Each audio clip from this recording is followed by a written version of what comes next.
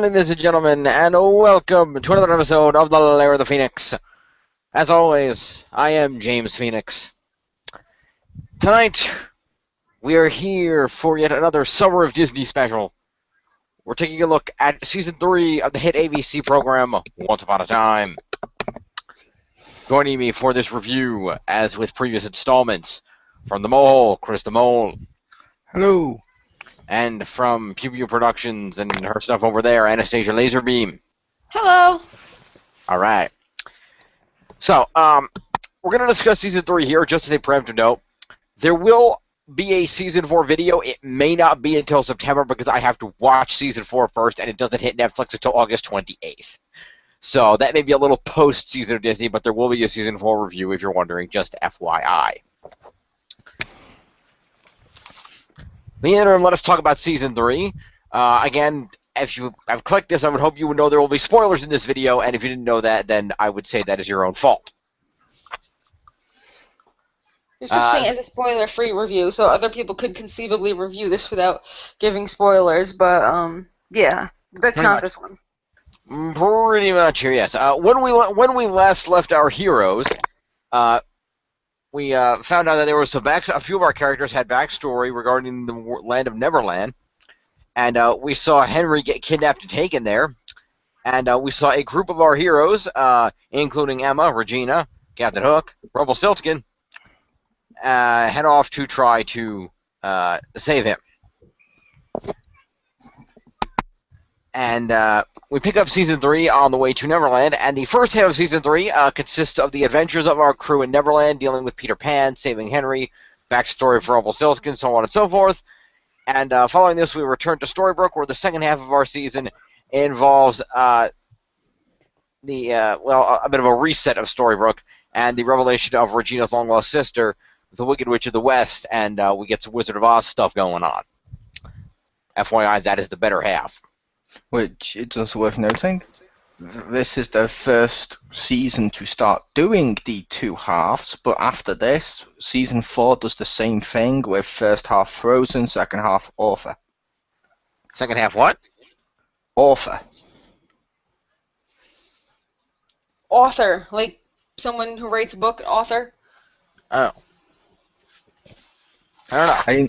I didn't go into details of what author or what he does. An author, fair enough. I appreciate that. I just couldn't understand the word you were saying. Fair enough. Author, fair enough. Should be interesting to see. But yeah, Season 3. So I think we're generally in agreement that the Wizard of Oz half is better than the Peter Pan half. But clearly they did put a lot of effort into both. So what do you guys think? Talk to me. Hated the first half. I was sort of interested in it, but then I felt like it was drawn out too much, and they just pissed over all everything, and I'm like, I don't care anymore. Like, I kind of started to like it, but then they ruined it, and just was like, no. Second half, much better. Yep. The first half starts doing loads of stuff that makes no sense. Yep. Like, constantly ruining Rumpelstiltskin. Yeah. This season. Also, it starts with, or the second, technically I believe the second half ended with it, but either way, it starts with Rumpelstiltskin getting on board the boat, and he's like, yeah, I'm going to prove I'm Rumpelstiltskin once more by going full-on Dark One, in an outfit he never wore. It's the outfit he wore, isn't it? Isn't that the outfit that he wore when he was the Dark One in the flashbacks? When he wasn't wearing that little robe thing? No, he never had, like, a trench coat on. Never had the trench coat. Alright then. Yeah, and it looked different, and I'm like, I understand why his face and stuff would look different, fair enough, but if he's going to put himself in the Dark One outfit, make an outfit that he's actually worn, or at least worn a lot of, because it's possible he wore the trench coat for like one episode, if that. Right. And it's like, That outfit does not make you the Dark One. Nope. Yeah, you're not Spike from Buffy. There's no significance when you put your trench coat on. Yeah. Although I will say, apparently black trench coats are a Dark One thing, because I've seen a couple spoiler images of Emma for season 5. So yeah.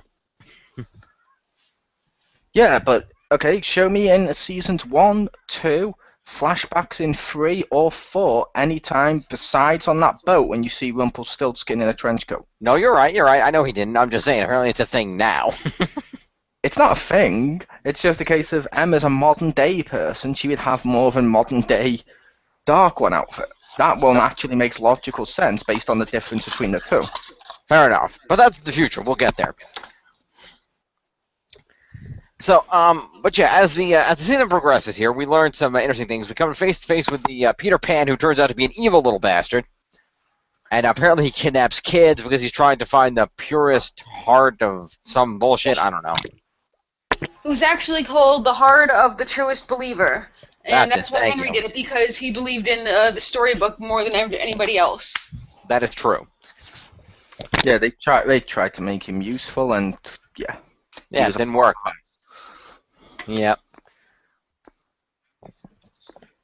Yeah, so that's interesting character development. We learn more about Rumpelstiltskin's backstory here, where we find out about his father being an addicted gambler who couldn't provide for his son, was basically an asshole, or at least an inattentive father, and he left Rumpelstiltskin to be raised by these two old spinster women. And it turns out that through some magical means of whatever, I think they got a magic bean, he and his father decided to escape to another land, and they go to Neverland, where the bean was given to him by the, as you mentioned, spinster women, as you called them. But the sweet old women who were looking after him gave him a bean because that way he could go to another dimension and escape his father's name, because growing up he's always going to be tarnished because of all the reputation his father had. However, his father tricks him into giving it to him so they can go off together and continue. Yeah, they end up going to Neverland, where his father realizes, oh, right, you're supposed to be a boy here. This kind of isn't going to work for me. But then the mysterious Shadow shows up, and basically they make an arrangement for him to be able to stay there, and he trades the Shadow, his actual son, Rumpelstiltskin, to be made a boy again, at which point he becomes Peter Pan. However, it is not permanent, and he needs the Heart of the Truest Believer to make his boyhood and his magical powers permanent. Yep. Indeed. So we learn all about this as we see further adventures of our crew, as Emma and Regina argue about how best to save Henry. Regina saying, you know what, this is fucking bullshit. Why don't I just magic us wherever the fuck he is and we'll just get him and leave? And Regina's like, you realize Pan controls the magic here. That's not going to work. Plus, Henry didn't want you to use magic, in case you forgot.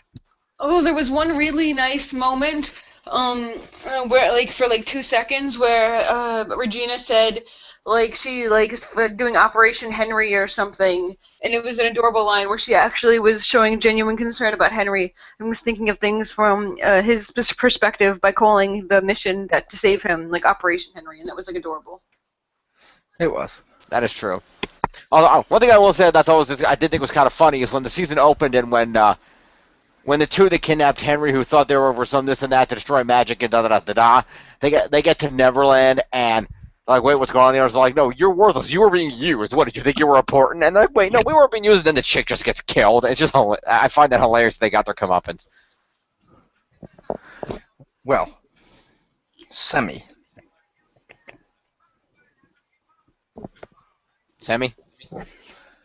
Two of the people responsible for the kidnapping and stuff who were staying behind in Storybrooke were Michael and John from Peter Pan, and they did it because Peter Pan has Wendy kidnapped, and when they eventually bring Wendy back and stuff, they get a happy ending and actually get redeemed. That is true. I mean the two that we specifically kidnapped Henry, but the other two, yeah, that was a different story.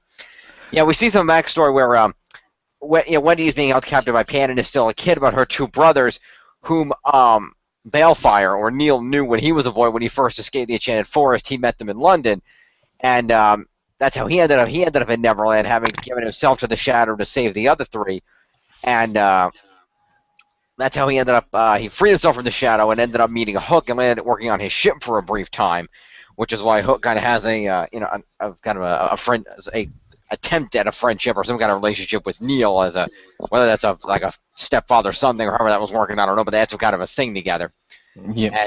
And so we learn all about that backstory, and that's why Neil, once back in Neverland, finds out that Pan has his son and knows he has to save him, because he was in that predicament before when Pan thought that he might be the truest believer. even though that was not the case. Yep.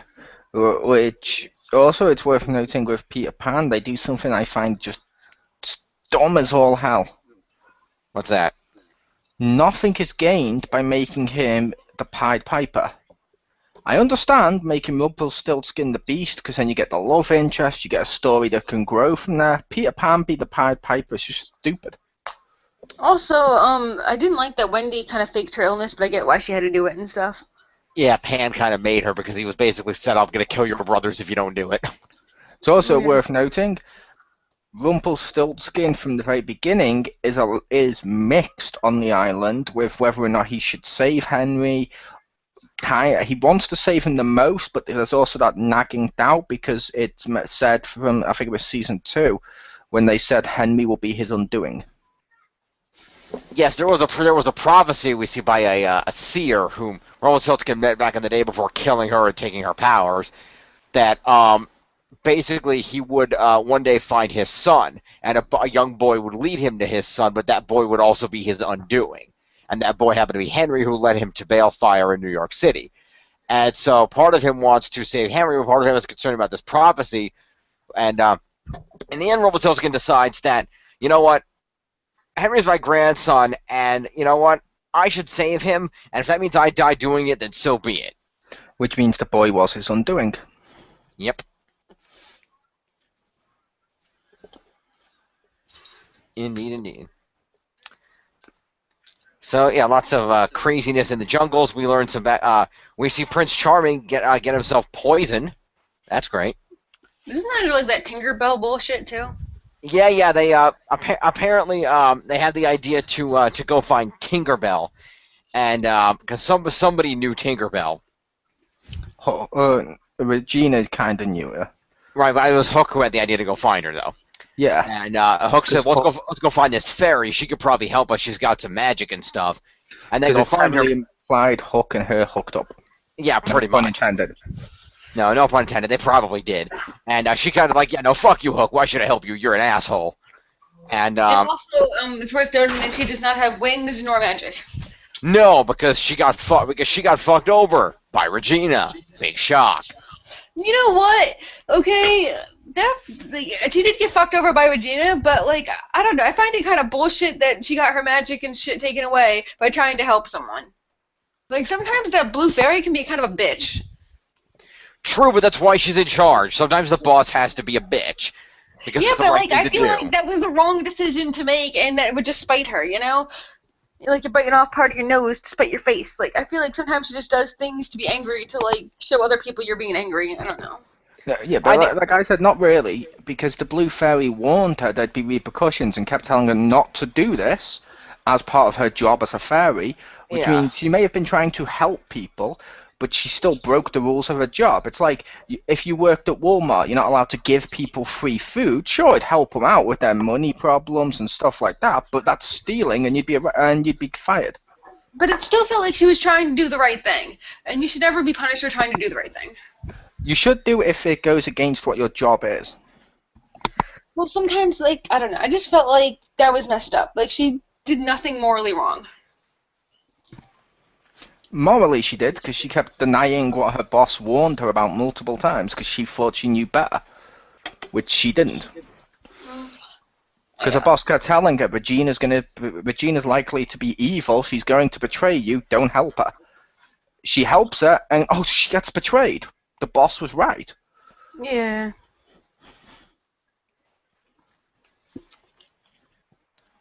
Yeah, she's very sympathetic. Mm-hmm.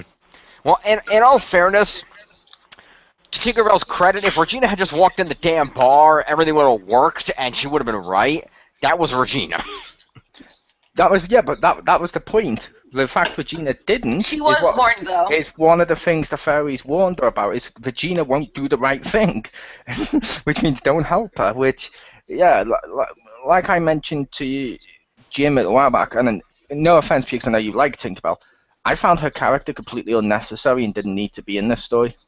Mm. Oh, question, Mole, and I'm trying to not spoil, but the dude with the tattoo arm, and I'm saying that because obviously not spoil. Is that in season 4, or is he like actually revealed in season 3? He's revealed in 3.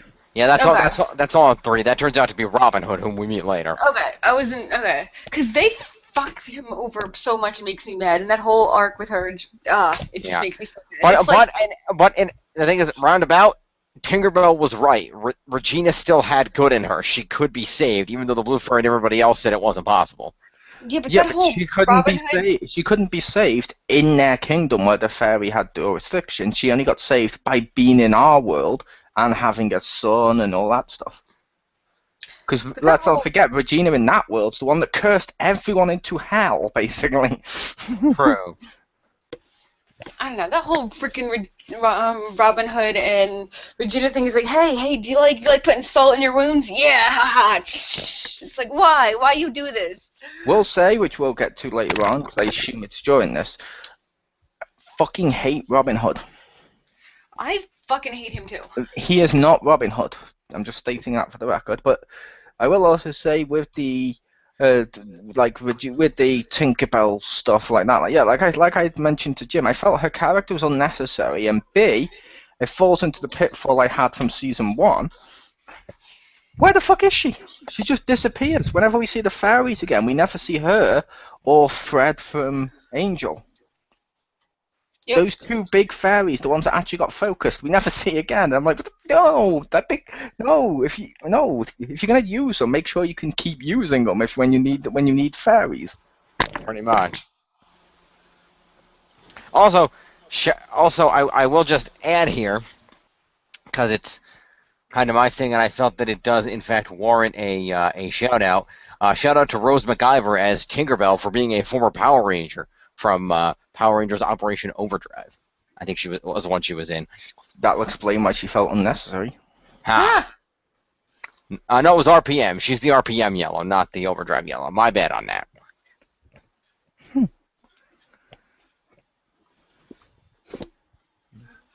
Sorry, Disney had a thing where during their run, pretty much every Yellow Ranger was a blonde chick who looked exactly the same. That's not true. Kira had dark hair. That's true. Kira had darker hair. She's the exception. We remember Kira. Dustin was a dude with dark hair.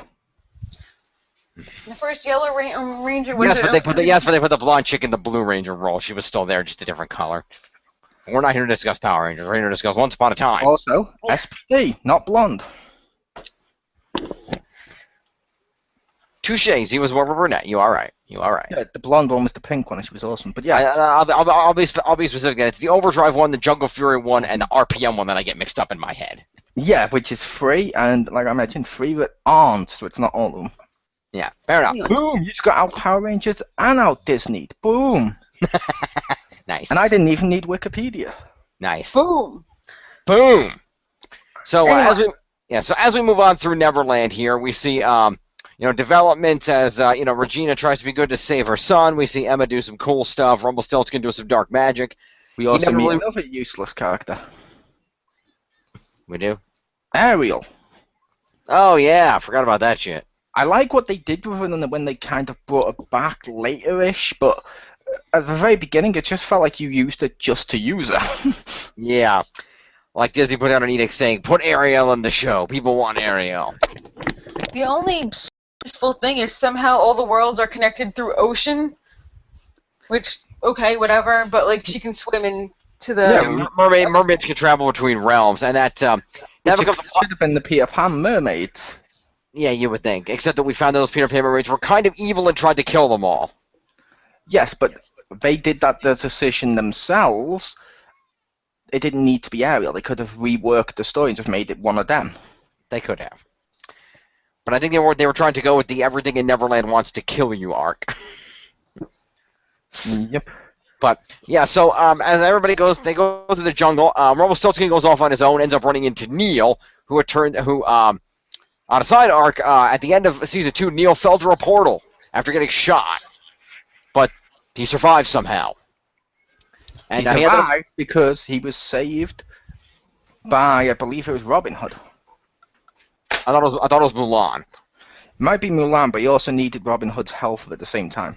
Yeah, he ended up waking up, and Mulan and Prince Philip and the Sleeping Beauty Aurora found him, and they managed to revive him, and he revealed who he was. By the way, I'm the son of Rumpelstiltskin.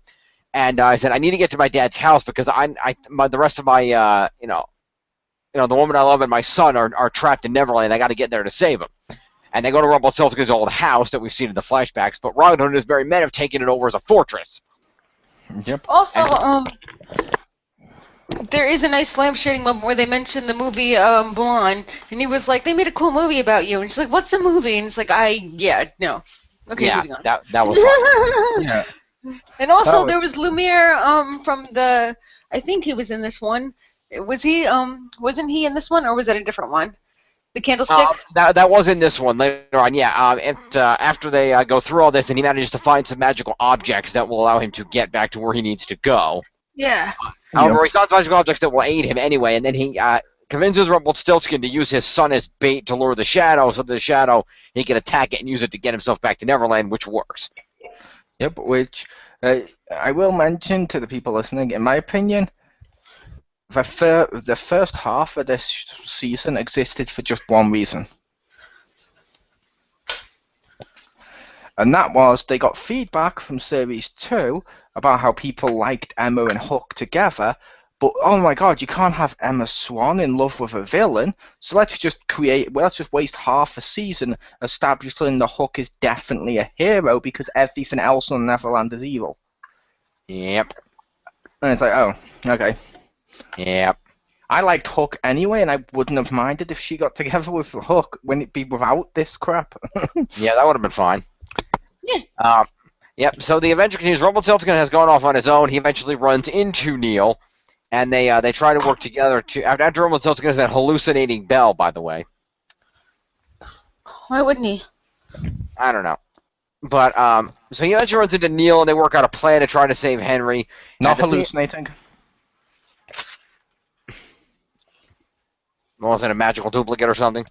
If you remember when Regina shows up, she's like, really, you of all people fell for this?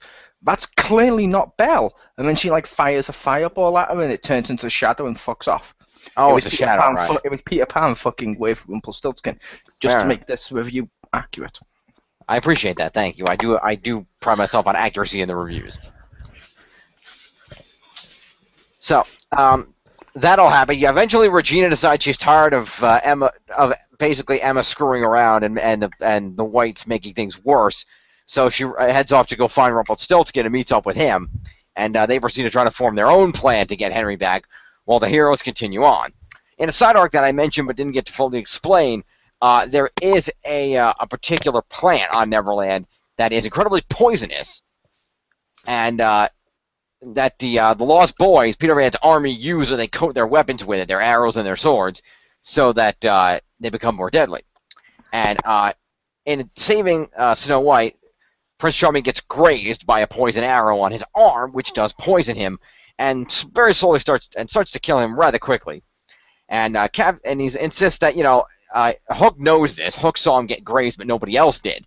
And Hook's like, dude, you're gonna die. You should probably tell your wife and daughter that you're gonna die. And he's like, no, they must never know. I'm like, okay, you're an asshole. He had his reasons. Yeah, he did have reasons because the whole thing about them is like finding each other, and he also knows that I think it later gets realized that if he stays on the island he won't die or whatever, and he doesn't want to take his family away from like the life they love and Henry and everything else. Well, no, that's a little later on because what happens is he's slowly. First of all, when he's poisoned, he doesn't want to worry him because if Snow White gets distracted, she'll stop looking for Henry, and that could cost Henry his life. Then, when they take the cure, it's a case of if he leaves the island, he'll die. So he sticks behind and doesn't tell her because he doesn't want her to basically waste her life just staying there with him. Mm-hmm. Especially when they only just found their daughter. Fair enough. I still think that honesty is an important part of a relationship, but fair enough. But it was super adorable when she did tell him, and he says, "We can make a little tree house, and I'd stay in it with you, and I would stay here anyway," and that was super adorable. Yeah, and to be fair to counter that, Jim, all relationships need some element of lies. Seriously. Fair enough. Even I have to agree with that. Yeah, Mainly because we all do it. Like, for example, men will lie to the women about how much porn they look at, and the women want the men to lie to them whenever they ask, do I look fat in this? You can't say, to be fair, you look fat in everything. You've kind of been shoveling in the food over the holidays. No, you have to be like, oh, you look fine. Mm-hmm. I defer the earlier comment to Pew. Sorry, that was mean. Anyway, Hey, I won't tell you about all the porn I've been looking at. nice. Anyway, so as the like I said, the adventure trolls on here, and yeah, so he gets poisoned, and inevitably Hook Hook tells him, well, actually, Hook lies to the prince and says, look, when I was here before, we get Hook's backstory. It turns out he was a ship's first officer from the Royal Navy, and his brother was the captain. But basically, It's also weird what name they gave him. Yeah, Killian Jones. Yeah, isn't it? In most adaptations and most things of Peter Pan, including the Disney stuff, isn't he called James? He's called James most of the time because his name is normally James Hook. Sometimes he had another name and he changed it to James Hook when he became Hook, but usually it's always James. Yeah, which I was like, well, just make him James. Wasn't there already like another James though, which was the brother of David? There True. was, but I don't think they're going to get those mixed up. Like, if Emma was like to I Snow just White, thought they by had to the way, repeat. They just wanted to make it like not have so many common names. You know, I just thought that was it. That's the only reason why they changed it. that is true, but he won't go under the name James often. He'll go under Hook. Yeah.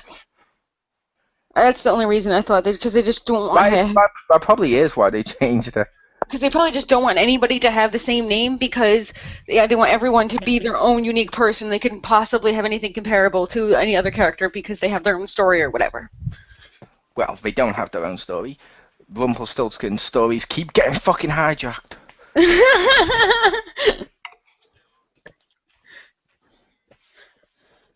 They do everything that's good with Rumpelstiltskin. They remove it from him and they give it to other characters. It's like, no, stop this. You're not allowed to have a happy ending. You're not allowed anything cool and unique, like. Or for even example, nice or decent. Which, since Jim already knows about this, I still predict coming up for Series 5 with Dark Emma, the curse is clearly going to be broken by Hook kissing her, which goes into the whole thing of Belle kissed Rumpelstiltskin out of true love, and they had true love for each other, and it almost broke the curse. And he's like, oh god, I won't kiss again. Which means the second he kissed her, it should have broke the curse. But no. We're going to have to give that story to other characters. Yep.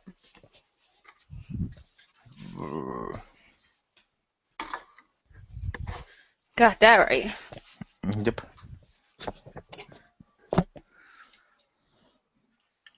But is our Killian still here? I am. So as we and that's a very valid point. And yeah, they stop taking Rumpelstiltskin's stories away. But as we were saying, so Killian and his brother were sent by their king to get the poison plant to use as a weapon against the enemies. Only they didn't tell him it was to get the poison plant. They said it was to get a plant that would heal things and stuff. They only found out when. Yeah, they only found out that when his brother got scraped by the plant and he started to die very quickly, and they realized how screwed they were, and they were saved when I can't remember. I believe it was Pan. Pan made an agreement with Hook and told him that behind the plant here, he pulls it out of the way. He's like, there's this waterfall over there. There's magic Neverland water over there that can cure anything, and it'll cure that poison, save your brother. So he gives his brother the poison, and he gives his brother the cure to the poison, and he's okay. And he thanks Peter Pan, and they get on their ship and they go to leave. However, the water is powered by the magic in Neverland. As soon as you leave Neverland, that water don't work no more, and his brother dies. And Hook gets really pissed off. That's when he's like, no. Now, okay, my brother's dead because our asshole king sent us to this island under a lie. So I say, fuck the king, we're going to be pirates now. And the crew's like, fuck yeah, Captain Jones. Which was kind of cool. And so at that point, he tricks... What? I said, oh, it was really randomly quick. Like, he gave up on being a normal person to go to piracy pretty fast. He did. And it's like, it's okay. I can understand you wanted to make him a hero and then his gradual fall, but it's like, ironically, as much as people complain about it, Anakin had more of a fall than this dude. Yeah. He turned to piracy really quickly. He was like, that's it. Fuck it. Fuck everything. Just fuck it. Nope, done. Well, and all fairness, as he made the point, and as has been established in other Disney pirate-themed franchises, at least there's honor among pirates. Not really. They say there's honor among pirates, but most of the Disney stuff with pirates, besides Peter Pan, which never even mentioned it at all, like Pirates of the Caribbean, Captain Jack Sparrow constantly keeps getting screwed over by other pirates, or keeps screwing over other pirates, because the honor amongst pirates only goes so far. True. It's pretty much the same, the honor amongst thieves. Yeah. Fair enough. So, so he gets the prince the cure water, but he doesn't by telling him that, oh, there's something, my brother lost his satchel up there, and there's something in it that could help us get out of here and get home and save Henry, but you got to come with me to help me get it. It's up there on top of the cliff.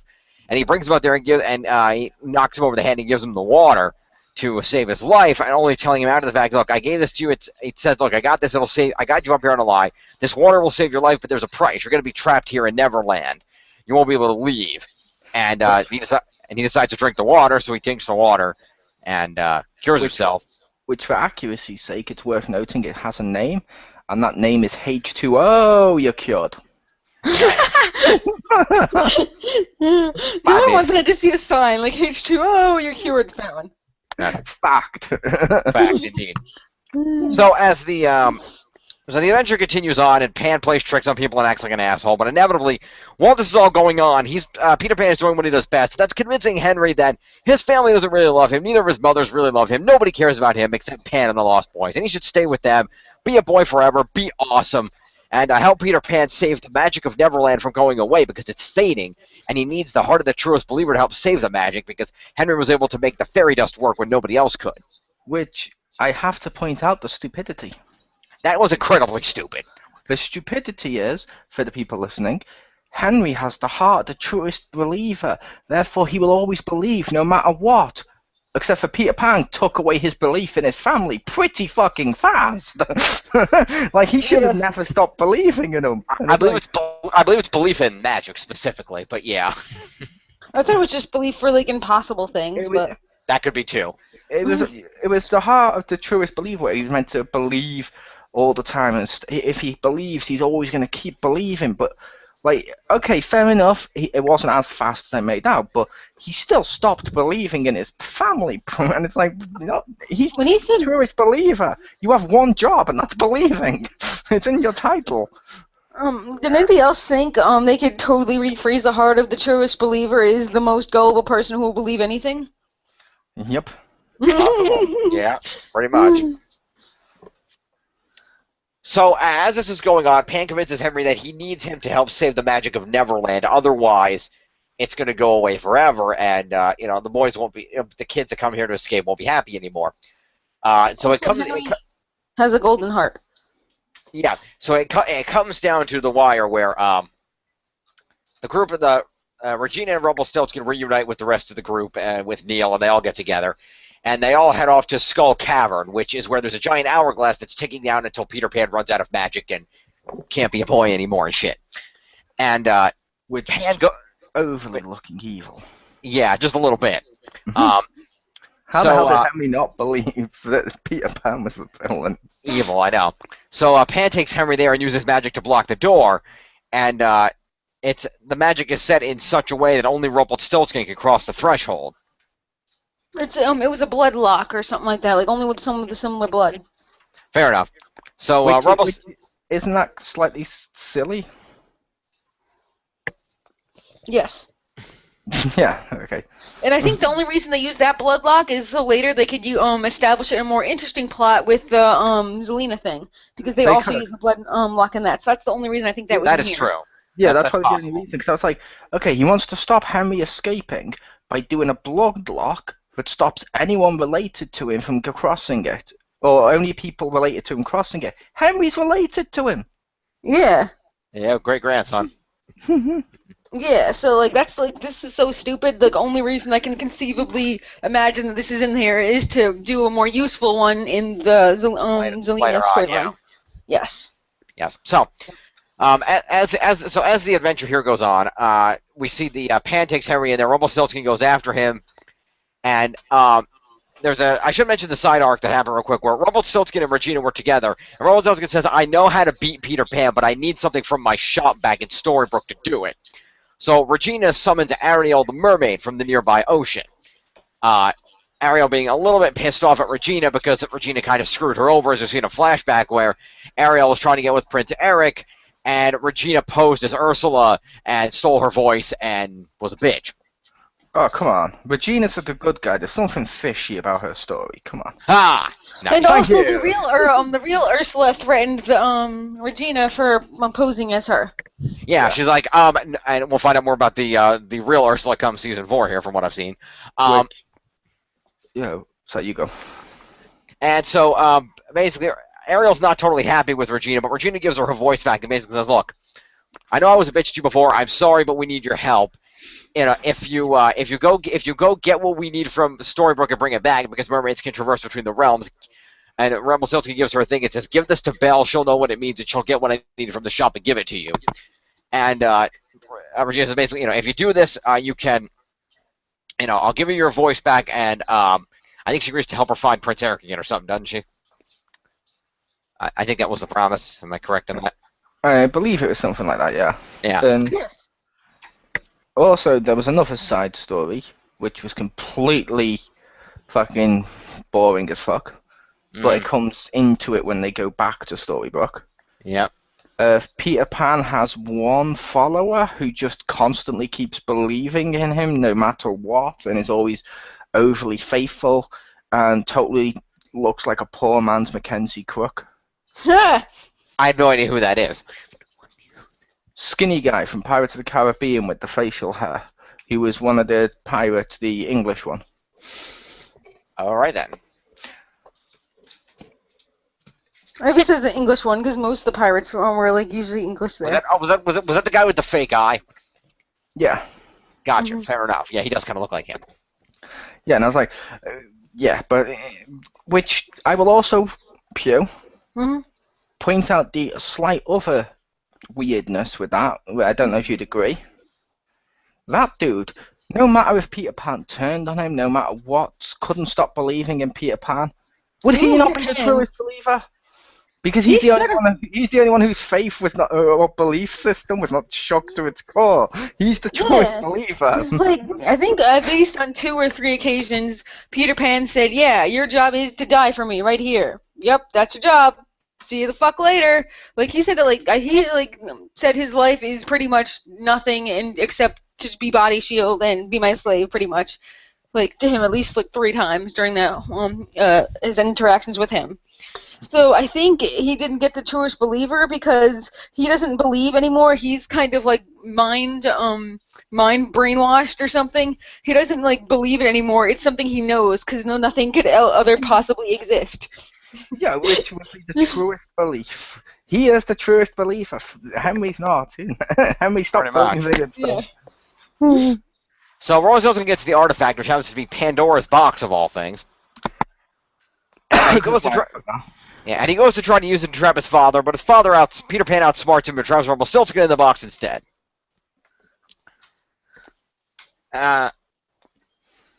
However, I'm trying to remember. I believe it was. Then inside, Rumpelstiltskin meets up with the box trolls. Fact. No, not fact. Not a fact at all. But I'm trying to remember. You don't know. It was implied. Yeah, but I believe Neil ran in after him, if I recall correctly. Yep. And so Neil ran into him and managed to outsmart Pan and chase him away. He managed to free his father from the box and get Pan out of there and save Henry and get his heart back. Of course, Pan had taken his heart, but because Pan took Henry's heart and put it inside himself, which made him all powerful and shit. But they basically were fighting out their asses kicked, but they managed to get the heart back.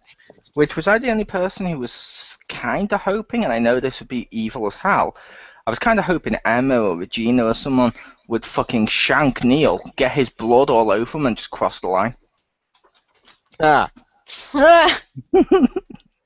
like Neil. I like Neil. I never liked Neil. I loved him. He was awesome. His acting just felt off to me. I'm like, I don't know why I just don't like you, Neil. That's respectable. So Pan manages to steal the purest heart and whatnot, and he's like all powerful. But they manage to outsmart him, and they manage to get the heart back and revive Henry. And Pan flies away half injured and shit.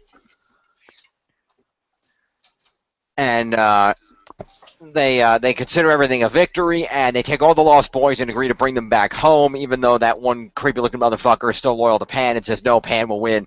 Peter Pan never loses, is like the running theme of this. Who, it's worth noting, his actual real character name is Jake. He's supposed to be Jake from the Neverland Pirates. No, he's not. Not at all. Not even close. Fact. No, not fact. Not at all. Not even close. Not even close. So as the season rolls on here, they manage to save Henry, and they manage to find a way to get back to Storybrooke, which they're not totally sure how they're going to do. And also, Rumpelstiltskin says, "Look, I may be an asshole, but Prince Charming, I can probably cook. If I get back to my shop, I could probably cook up an antidote to that poison that will result in you not dying as soon as we get home. So don't worry about that." That's not how he says it. Actually, he says, like, oh, I'm going to make you have a deal because that's what I do. And it's like, no, cut the fucking bullshit. You're going to do this because you're not a dick. And this is how we're going to prove that you're going to turn in and start being good by being not a dick. Start now. Yeah, like that worked. But, like, he kind of forced him. He was like, no, cut this shit out right now. Just fucking do it because you want to be a nice person. Yep. Which I still say, in the real world, Rumpelstiltskin should have had the alias of host of Deal or No Deal. Ah! That would have been funny as hell. I'm kidding, that would have been wrong. His current gimmick works much better. It does. And also during the course of these events here, we do see that we do see a flashback to the very first day that Storybrooke was established, or I should say an earlier time of Storybrooke, not the first day. That was in last season. But we see an earlier time in Storybrooke where we see Regina going through the motions of the city and basically being bored with the town the same every day. Like, yeah, I'm in charge, but there's something missing from my life, and she realizes it's that she doesn't have anybody to love. Yeah, she can make the sheriff fuck her at a whim, but that's really not love. That's mind control. And she wants someone to love. She's like, I need a child. Like, I need a son or a daughter. And so she goes to actually, it's just that she doesn't even know what's missing. But Dr. Harper asks her when she was the happiest moment in her life, which was when that stranger kid came to town, and for a little while she had hope for something, and then she tried to kidnap him, and that didn't work out, and then she went back to being sad. And then he turned evil and worked for Peter Pan. Which I have to say, constantly being bored with your current surroundings and all the motions of what you have to do and be like, no, I can be more. I want someone to love me. I want true love. Is that not the story of every Disney princess, ironically given to Regina more than the actual princesses? Yes. Pretty much, yeah. That's pretty much it. With the addition of overcoming the darkness thing. But yeah, same diff. Overcoming the darkness, talking crap, it's the same. No, it's not. And I'm waiting for him to show up too. But anyway, oh god. Go on and kill the girl. Nice. But as we go on, we see the flashback where Regina goes to Mr. Gold, who may or may not know who he is as far as Regina's concerned, even though we know that, yeah, he knows exactly who he is and what happened. And she asks him if he could find a way to get her a child to adopt. I think she asked for a son specifically. And Mr. Gold does this and gets her a baby. And she's like, oh, she has a baby. She names him Henry after her father. And she's happy for a while as it all goes down until she starts realizing that Henry's just crying all the time and is not attaching to her. And this kind of sucks and is not what she had in mind. Yep. Yeah, go ahead. Which, wasn't it also worth noting, Henry was the second child she had? Was it the second? I remember Rumpelstiltskin found the first one. This was just a coincidence. Henry was last second, but the first child he found in the middle of nowhere that clearly needed parents and stuff was taken away by him and was actually adopted by Mr. and Mrs. Kent. No, he wasn't. No, not fact. That's the entire wrong company. At least use a Marvel character if you're gonna do that. Okay, it was the Venom symbiote. There you go. Perfect. Venom symbiote got adopted. There you go. And grew up So- and became Bill Cosby. Fact. Wow. No. Okay. No. I'm just keeping this accurate by sprinkling facts all over the place. No, you're not at all. Nobody's gonna know what the fuck actually happens here. So anyway, we see Regina. Regina gets Henry, and but Henry doesn't really take to her or anything. It's just always crying, and there doesn't seem to be a bond going on there. And she gets all pissed off, like, why isn't this kid bonding with me? And she goes to Jimmy, like, why won't he bond with me? And shit, and just starts kind of throwing fits at people. And eventually, she tries to give the kid back. And Mr. Golden Range is like, all right, if you insist. And she goes, and especially after she finds out specifically who he is. And she goes to Gold, and she's like, you did this on purpose, you rat bastard motherfucker. I know you know who you are. I know you did this on purpose. I have no idea what you're talking about, Madam Mayor. Like, haha, Russell's awesome. But she tries to give the kid back, and but right as this is happening, she starts to kind of realize what it is that's, she kind of realizes that she needs to open up and warm up if he's going to warm up to her, and she kind of does this right as she's about to sign the kid away, and she changes her mind and decides to keep him. Only for us to follow the doctor and pan out to two other gentlemen who are over to adopt the baby, who turned out to be Wendy's brothers, Peter and John, who were trying to get the baby for Peter Pan all the way back then. Because as part of their deal, they were around from decades and decades ago, but they grew up. But as part of the deal with Peter Pan, they don't age beyond their general appearance, which is somewhere in their late 20s. And so, which is why they're the same age when they finally get Wendy back in the at the end of this particular arc. Well, just think about it. That was pretty good. Because can you imagine, your was it 10 years older brother, or maybe whatever the age difference is, and now he's 40 and you're still 11? That'd be weird. He'd be dead. It was Victorian England. That too, yeah. They'd be dead. They'd be long dead. So as it goes on. We see that Regina went through all of this and whatnot, and how she learned to care for Henry and to open up, which is kind of cool. Kind of establishing Henry's quote-unquote backstory to some extent or another. And everybody manages to get back to Storybrooke. I don't remember how they did that. Neil captured Peter Pan's ghost, his shadow, and tied it to the ship. Yeah, and that's right. He banished it into the sails of the ship, and they flew it home. That was kind of awesome. So they fly the Jolly Roger back home to Storybrooke, and celebrations, everyone's happy, yay! Except that while they were on the way back, Peter Pan flew in and attacked Henry again, and they managed to suck him into Pandora's box as they ran down there to stop him. Only what they didn't know is that right before that happened, Peter Pan switched bodies with Henry.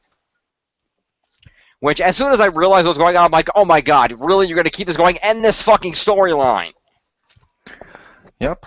Which is fine, because Peter does reveal to Jake who he is. He's not Jake! God damn it! You're an asshole. Anyway, so as this goes down, he reveals to his subordinate, who they brought all the Lost Boys back with them to give them homes, but the one guy is still loyal to Pan, as if Peter Pan never loses, and Henry starts talking to him on the ship off to the side, and starts talking to him, lamenting this and that, and through not so subtly reveals that he's actually Peter, to which the man's like, see, I know Peter Pan never loses, yeah. And they concoct a plan, which they enact when they return to Storybrooke, where Henry, the Pan in Henry's body, convinces Regina to take him down to her dungeon of magic underneath her father's crypt, because he acts like, oh my god, Peter Pan's coming to get me. He controls the shadow. Really dungeon, because dungeon it make me think of torture and stuff. It's kind of her magical supply closet.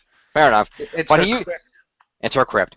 But he uses the shadow to attack himself to make it look like Pan is still around and can hurt him, so that he as Henry can act scared and ask for magical stuff to defend himself. But it was really only to get down there to steal the curse. Yeah, that curse. And he has a plan that I'm going to reenact this curse, and I am going to use it to make this into the new Neverland. It's going to be even better than the old Neverland. You're all going to love it.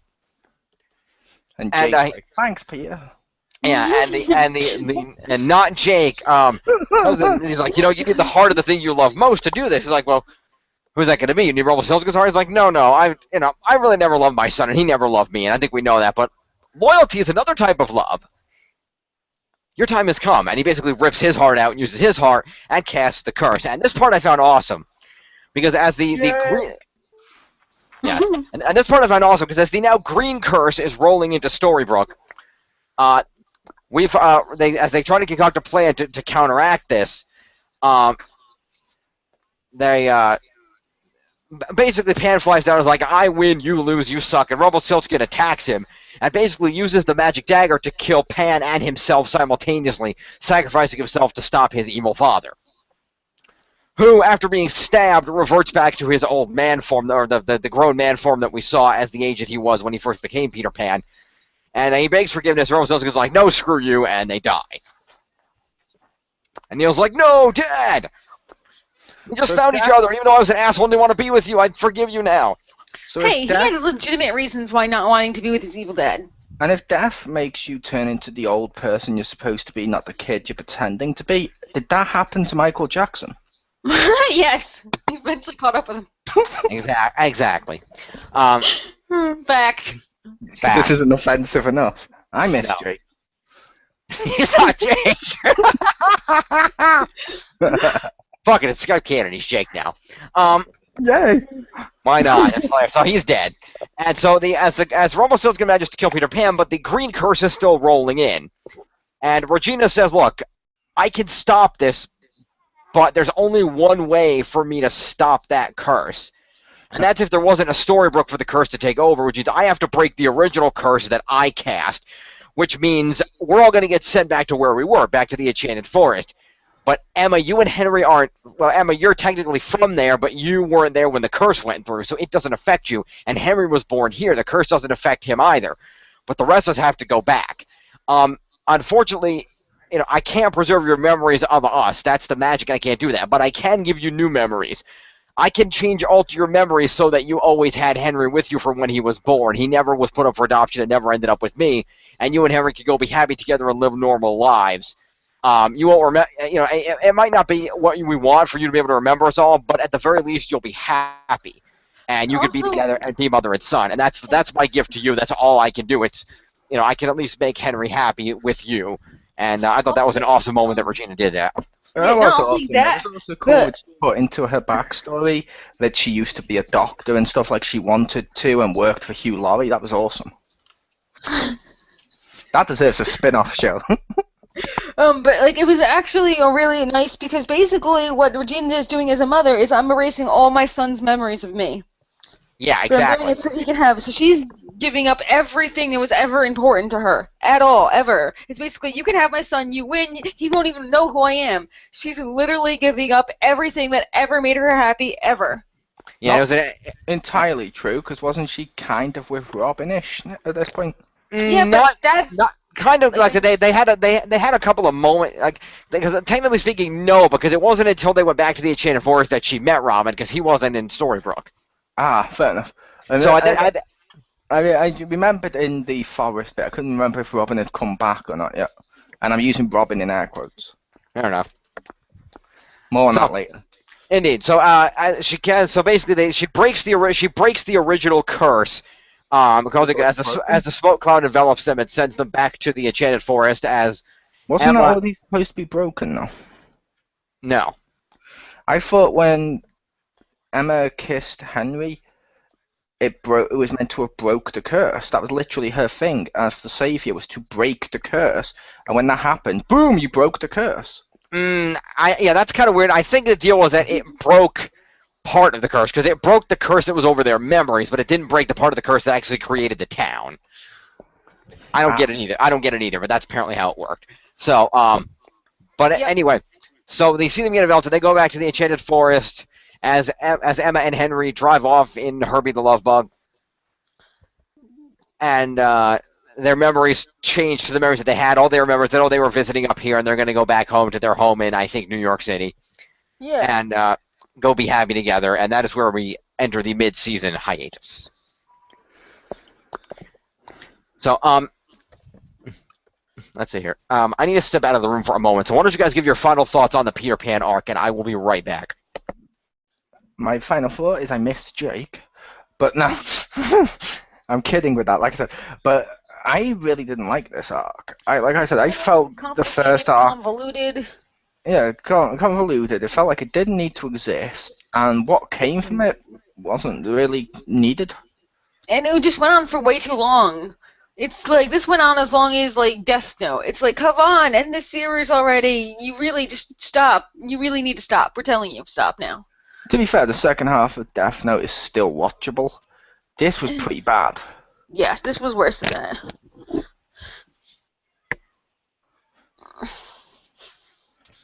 But I was just kind of begging for it to end. Yeah. I will admit, the second half isn't overly good, but it's better. It's a lot The better reason than I say this. the second half isn't overly good, which we'll get to when what's her name, Jim comes back, is it felt like they crammed the origin of the witch into like one episode, and that was it. And Yes. like, if you'd stretched this half out to the whole season, this would have been better. Yes. Fact. Yep. But besides the jokes about Jake and H2O, you're cured.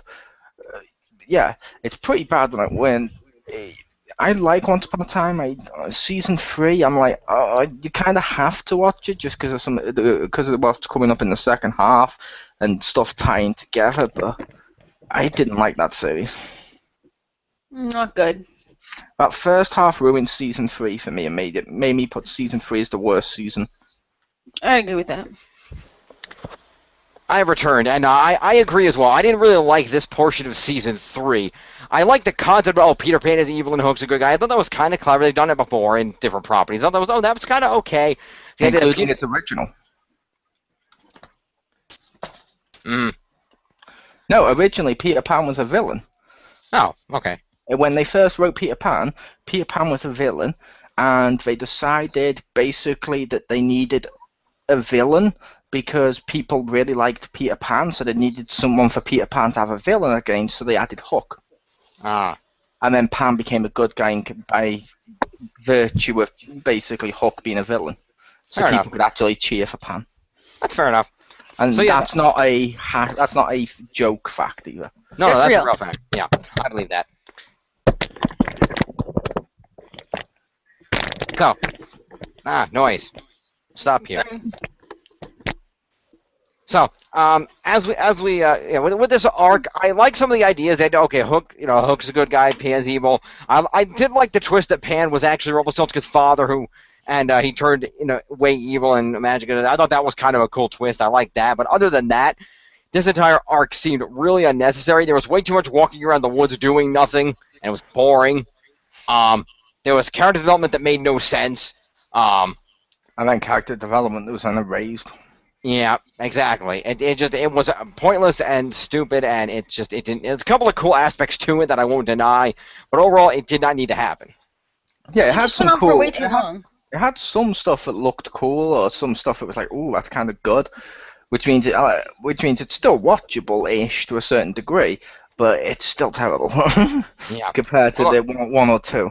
Yeah. Although one other cool thing I will mention that I thought was neat was when Rumpelstiltskin sent Ariel to the storybook to get the artifact, and she gave Belle the message, and Belle realizes that it's something hidden with the cracked teacup, and she uses that to unlock the Pandora's box. That was cool.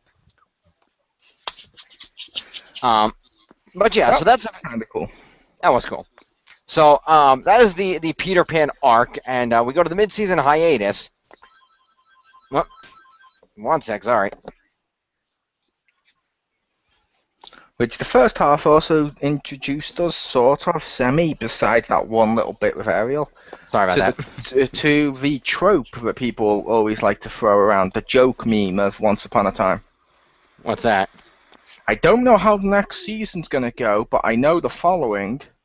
I know Rumpelstiltskin will turn evil, despite being good the season before, and we also know Belle will get left behind. Yeah. Like, every time we do a mission, Belle gets left behind. And I'm like, it's a shame, I liked Belle. And I I like think the so. actress too, 'cause she was awesome as Tess. Yeah, and Emil Doravin was also great on Lost. She was also great when she was killing Santa, when she was killing Goldberg Santa.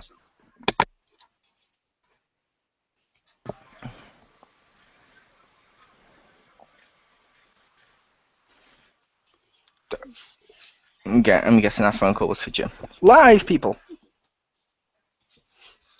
Yeah.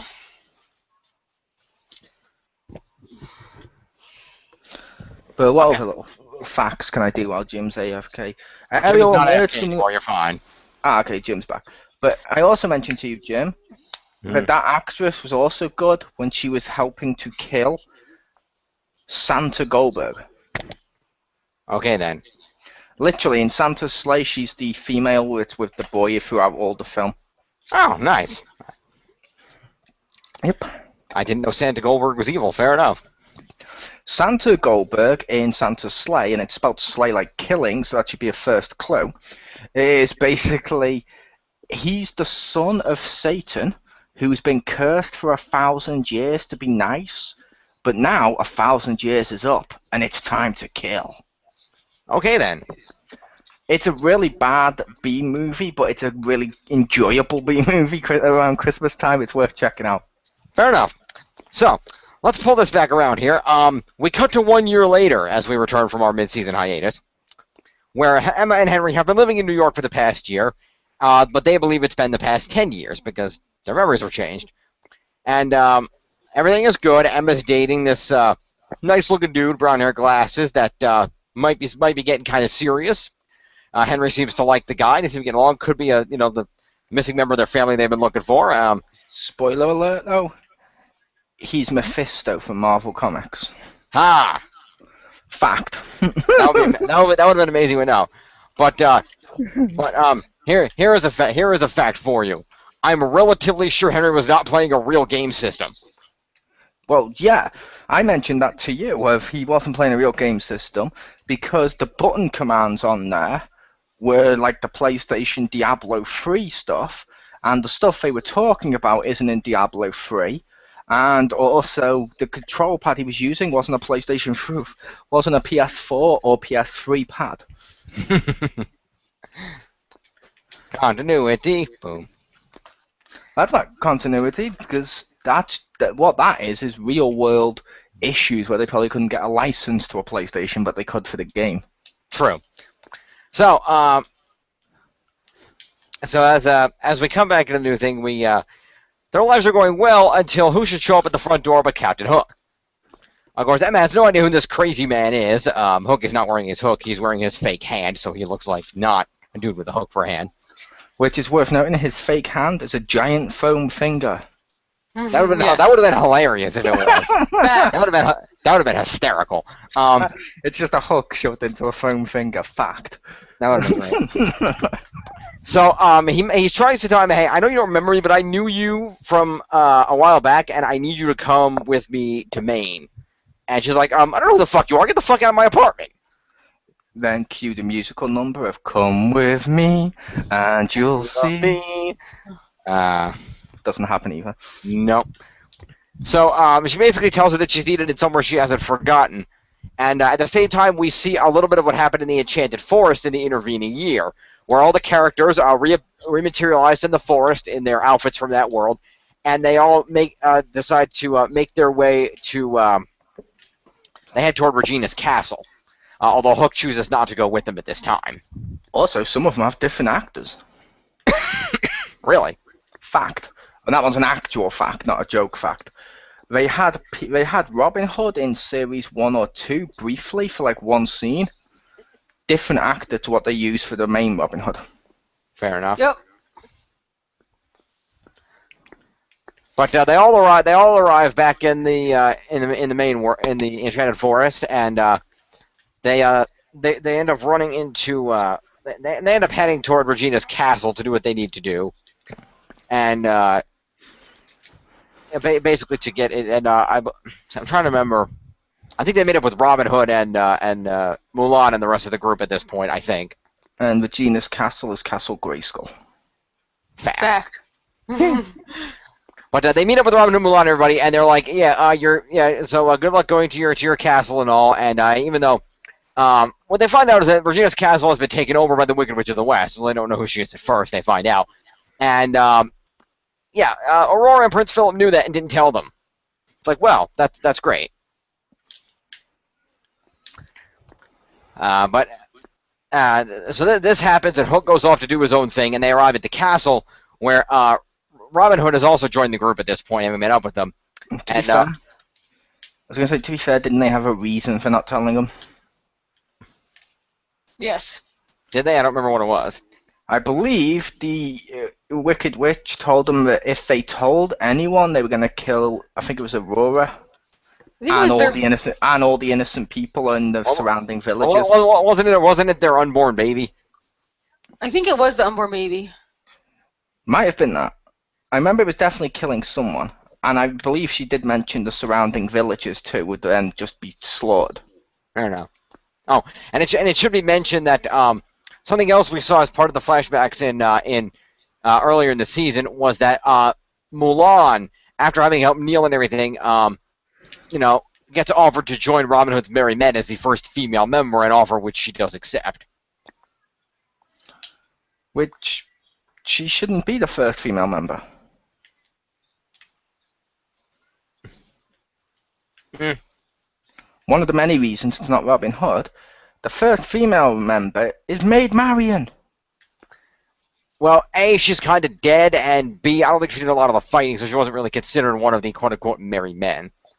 They considered her one after she ran away and joined with Robin Hood for a lot of the stories. They consider her part of the Merry Men and a valid member because she looks after them in like the medical capacity and stuff like that behind the scenes without the fighting, which is still valid. Fair enough. Unfortunately, in all those amazing instances, none of that is with the Maid Marian here. Yep. Yeah. So they fucked Robin Hood up royally. Yeah. So we see a cool scene where this big monster thing jumps out and tries to attack Robin Hood's son, and Regina just casually steps in and just turns it into a stuffed animal and gives it to the kid, which was kind of awesome. And that monster in question, wasn't it Sully from Monsters, Inc.? No, it wasn't. Why are you ruining all my facts? Sorry, I believe it was a giant bear thing, was it not? It was Winnie. Yeah, no. And that kid was Christopher Robin. Fact. No. Although if his dad's name is Robin, you couldn't think his dad's middle name. No. They said the kid's name. It wasn't that. But so they get to the castle and find out it's been taken over. Regina's like, "Who the fuck took my castle over? Fuck this!" So Regina and Robin Hood and Regina decides, if you all come around, everybody's gonna get killed. I know a way in. Let me slip into the castle. I'm going to murder whoever's in there and take my castle back, and I'll get the shield down, and then you can lead your army in and deal with whatever else is in there. And Robin Hood, not willing to let her do this alone, goes with her, and they take a hidden underground tunnel into the castle. However, on the way in there, the door is open, which Regina reveals she's sealed with a blood lock. Which means it shouldn't be open. Yeah, I say she shouldn't. That's when they start with. She doesn't realize why she's able to into there. Yeah. So they head inside the castle, and they get in there. And initially Regina's plan is that she's going to bring down the force field wall, and then she's going to put herself under the Drought of Eternal Sleep, because she can't bear to live without Henry in her life, and figures everybody hates her anyway. Nobody's gonna fucking miss her if she's asleep forever. And it's only true love can break the kiss. The only one who might truly love her is Henry, and that's him being there would be the only reason she'd want to wake up anyway. So she starts cooking up the drought, figuring I'm going to put this together, then I'm going to take the shield down, then I'm going to go to sleep. Robin Hood's like, you really shouldn't do that. And she paralyzes him with the spell for a minute, but then lets him go. Which this would have been the perfect moment for Swan Queen. I like Swan Queen, damn it. Swan Queen. That would be awesome. But anyway, so she's about to she cooks the spell up, and Robin Hood's like, fine, I won't stop you, but I'm going to try to talk you out of it. And she's like, whatever. So they go to do their thing, but they run into the Wicked Witch of the West. Better known by what she reveals to be her real name, Zelena. And she reveals to Regina that she is her older sister, which Regina never knew about. She was Korra's firstborn daughter, whom Korra had to give up because she was the daughter. She was the daughter of some. She was the daughter of RJ from Jungle Fury. First off, but that's not what we're talking about here. She was the daughter of some douchebag who posed as a prince, but was actually some low-life asshole. Basically, she's just a bastard. Yeah. She's a bastard of a nobody, you know? And she has to give it up because of Snow White's mother being a bitch. Right, exactly. Glad the apple doesn't fall far from that tree. Apple tree. I see what you did there. That's a saying, but yes. I know, but it's even funnier when you're talking about relatives of the Evil Queen. It is. But yeah, so unfortunately, Snow White's mother basically makes her give up the child, because Zelena was already betrothed to Regina's father, and this would have been a huge scandal, and they couldn't have this, so she had to get rid of the baby. So she gets rid of the baby, and the baby gets swept up in a magical cyclone and taken to Oz. Because apparently she, this magical cyclone just comes the hell out of nowhere, so I guess she put the baby down at the end of that level of Castlevania 2 Simon's Quest. And it's also worth noting this is Oz as in the wonderful Wizard of, not that awesome prison drama. Correct. Scrub, scrub here, scrub, scrub there, whether you're white or bronze, a man can wash another man in the merry old land of Oz. Anyway. That show was awesome. Indeed. So she gets swept off to Oz, where she is raised by random people that find her in Oz. And she's basically, but she's green. She turns She's green. like a sort of parent figure that's it. She's not green yet, though. Yeah, she gets raised in Oz, and everything is all cool. She's like, oh, I live in Oz, whatever. Until one day she discovers she has magical powers, because obviously she's the daughter of Korra, so she inherited magic. And inevitably, she ends up going to the wizard because she wants to find out who she is. And the wizard's like, all right, I'm going to tell you, but you're not going to like it. And she finds out that she is Korra's daughter, and that her mother abandoned her in favor of her other daughter, who's being trained who's been made a queen and is being trained in magic to be big and powerful. And she's like, well, this is bullshit. So she manages to track down Rumpelstiltskin because he can travel between the realms, and basically says to her, look, I'm obviously far more powerful than my sister, which she demonstrates very clearly. And she's like, you should train me instead of her. And Rumpelstiltskin mentions I'm training her to cast this curse, and she's like, I should be the one to cast your curse. I'm way more powerful. So Rumpelstiltskin trains both of the girls for a while, but Zelena has a slight problem that she's incredibly envious of her sister, and the envy turns her green, which, for the record, is incredibly stupid. It would have been good if it had been like drawn out more. It was really rushed, like me and Pew touched on when you were AFK. Her origin story is literally summed up in like one episode. Yep. Of when she turns green, it's like, okay, and the green effect doesn't even look that good. Not really, no. Not because they used the wrong shade or whatever bullshit copyright thing is. It's just a really bad makeup. And also it would have looked better if it wasn't the green makeup against her like bright red fucking hair. I didn't mind her orange hair. That's fine. I just didn't like the actual look at the makeup and stuff because at times it just looked really fake. And also, I really think a color contrast with the hair. I just green and orange don't go together. Except on Nickelodeon. Which it would have looked better if she'd had more the scaly green skin like Rumpelstiltskin. Yeah. That would have been good, yeah. Because, like I said, I didn't mind the haircut. Like, that's fine.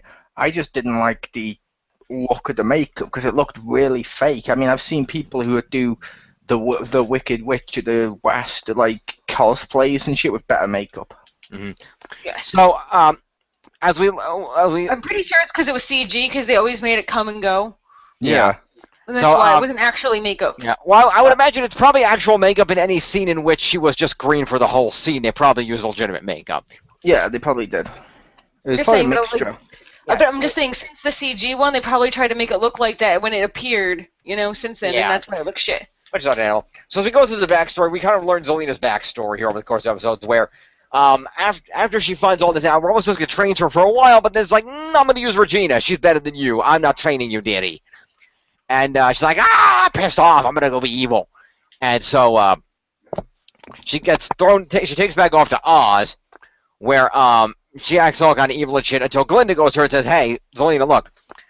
Now, I think you might be able to help us. We kind of have this council of witches going on over here, and there's this prophecy that says a witch is going to come from another land in a cyclone, and she's going to be the savior of Oz and defeat the greatest evil Oz has ever known. And you're pretty powerful. We think that could be you. You should come join our witch council." And she's like, "Really? Oh my god, I want it! Yay!" And so she joins the witch council, and it's all good, even though she's not totally happy with the situation, until Dorothy Gale shows up, also from a cyclone. And then she's like, "Oh my god, Dorothy Gale's the one. She's coming here to take my spot. Envy, green. And they also give Zelina a rather important plot element. They give her a pendant that each of the witches in Oz uses. It amplifies their power, but it also becomes the source of their power, and if they ever lose the pendant, they will lose their magic.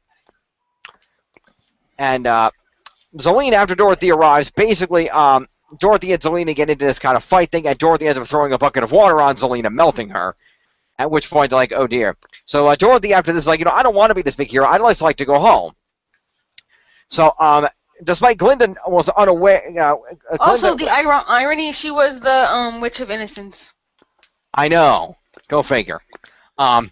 So Glinda, there was a scene earlier where Zelina murdered the wizard for basically showing her all this and making her miserable. So she kills the wizard, who, surprise, was actually actor-wise that dude that Emma was dating in New York, who turned out to be a flying monkey. But so it's worth noting that once Dorothy killed Zelina, and I'm using air quotes because she hasn't really killed her, you get that awesome scene of like the witches turning that sign round that says "accidents in the workplace" back to 0. No, you don't. Not fact. Funny. So anyway, so as Zelina gets melted, Glinda realizes that her destroyed, that her any magic that she cast would be undone, including her turning of the wizard into a flying monkey and using him for things. So she takes Dorothy to go see the wizard, who I will say I like the wizard's depiction, where he's a giant shadow dude behind a curtain. I thought that looked pretty cool. Isn't that how they normally do it?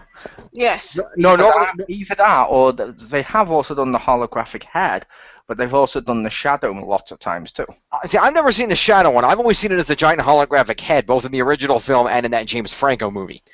Yeah, but they're supposed to be connected to each other. Like, that one's meant to be almost the prequel to the other one. True.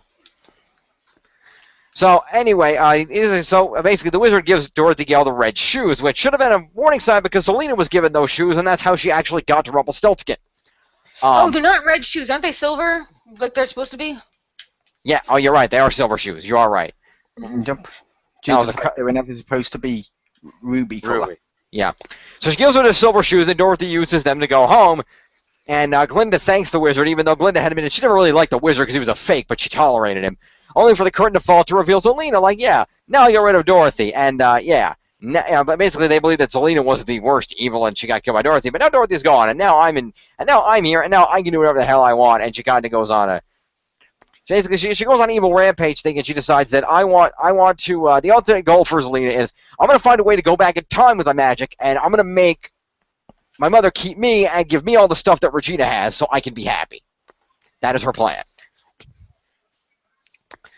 And so to concoct this plan, she uses she imprisons Glinda, first of all, and then she enacts her plan, which is she goes to the Enchanted Forest and takes over Regina's castle, as we saw.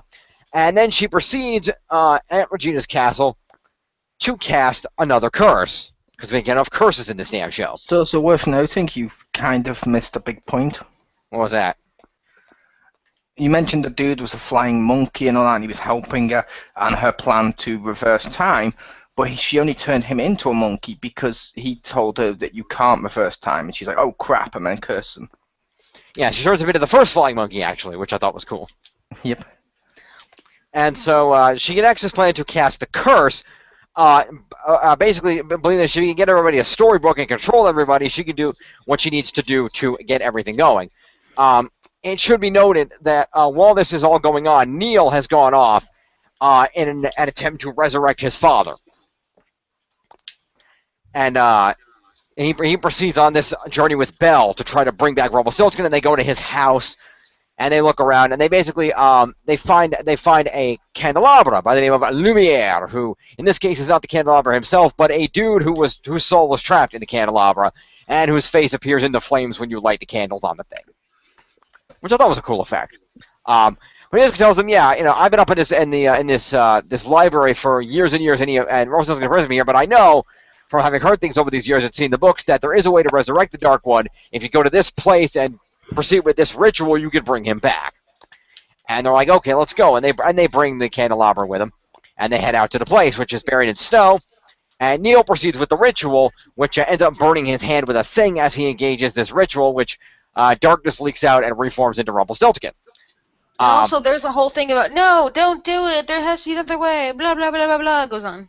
Yeah, because they find out that it's a life for a life. Neil would have to give his life in order to bring back Rumpelstiltskin, but Neil's willing to do that because he knows, in order to, he basically cares about his father enough that he'll give his life to bring his father back, figuring that, they need his father more than they need him. Which is slightly dumb. Yeah. Only because his father dies, sacrificing himself for his family and stuff. He finally gets redeemed in doing that, and you want to kill yourself and bring him back, so now he's going to be pissed off his son's death, thus would go evil again. Yeah. You're an idiot, Neil. No wonder you should have died. So Neil engages the ritual that brings back Rumpelstiltskin. However, Zelena arrives to reveal she has the dagger, which means that she controls Rumpelstiltskin, and she whisks him away to be part of her plan as Neil dies. Where Rumpelstiltskin's now kept as a sex slave. Pretty much, yes. Which, I will say, lucky Rumpelstiltskin. Mm-hmm. Yeah. I'd fuck the green chick. Mm-hmm. Oh yeah, Zelena was hot. And now you understand, given that Rumpelstiltskin was in there and he was spinning gold, now you know where the gold sex dungeon came from. Yep. And I mean, come on, like who wouldn't fuck the green chick? I mean, she's hot. It's not like she has like weird Snow White hair. Oh, ouch. Yeah. Yeah. And everybody knows you always fuck the green chick. That was a precedent set by Captain Kirk. Yep. So, as we see all this backstory proceeding and whatnot, inevitably as all this is steadily resolved, and we see that Zelena casts another curse in order to, or rather, I should say, Zelena is going to take over in order to stop her. Snow White casts a curse by crushing Prince Charming's heart into the potion. The idea being that Regina is actually able to separate Snow White's heart into two and put half of her heart into each of them because they're basically sharing one heart anyway because they're so in love. Which I have to say, as well with this, that's part of the reason I didn't like the beginning of season 3 and parts of season 4. What is the one rule that they keep spouting with all of season 1 and 2? All magic comes with a price. Yep. Then in season 3, they're just like, no, you get a magic, you get some magic, you get some magic. Screw the rules, we have magic. Or because it's Disney, it's magic, we don't need to explain it. Magic! Exactly. You believe in magic. Anyway, so we see they cast a curse, the idea being that this is the only way to stop Zelena, who is basically powerful and in control. But by casting the curse, they can go back to Storybrooke where she won't have magic, and therefore, or at least it'll be a new Storybrooke that won't have magic, and therefore they can stop her. And so they cast the curse and proceed with it despite Regina's objections to, we just got back here and you want to do this again? Weren't you just pissed at me for this? Which is a valid point.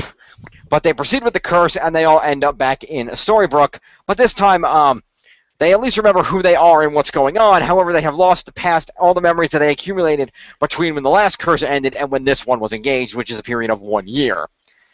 However, Hook received a message that he believed to be from Snow White because it was delivered by a bird with a small amount of potion. Specifically, it's a memory potion because after Zelena kidnapped Rumpelstiltskin and had him hostage, she put this potion together to make sure she wouldn't forget who she was, when the curse went through because she knew that they were doing this curse thing. And Wait, Neil, when Rumpelstiltskin was revived, Neil was actually sucked into him, and is not totally dead. They're kind of bonded in a weird way. And so Neil, she leaves the other one for Rumpelstiltskin to drink, so he'll remember who he is when they go to the other world. Even though theoretically he was Rumpelstiltskin, he shouldn't need that. He didn't need it last time. Not that she knows that. But wasn't it because last time he helped wove the curse? True. Therefore, he put something in there so he would remember. True. But So but I will Neil. say, shouldn't Snow White and Prince Charming be dead? Yes. If they come to our world that doesn't have magic and erases all the magic, then having only half a heart, you should die instantly. That is true. That is true. Although I kind of look at it, I don't know, this is just me, but I kind of look at it, well, it is both symbolic of the actual heart. It's actually like a physical heart too, because like people in the real world still have their physical beating heart when their heart gets taken out. Yeah. It's a magical metaphysical heart, not a literal heart. I thought it had to be their literal heart because that's why they mention every other time they've taken the heart. It's the actual heart. Hence, Dr. Frankenstein needed it because it's the real heart.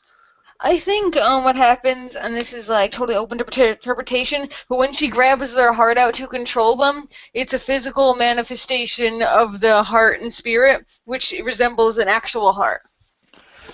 But I believe it's meant to be their real heart, because like I said, they've mentioned in the past, like Dr. Frankenstein needed it because he needed real hearts, and also what Rumpelstiltskin goes with when he's back in our world and later on with the hospital and dying and all that shit is because his actual heart has a problem that they can't diagnose because in the magic world his heart would have turned black, as we saw with Snow White and stuff.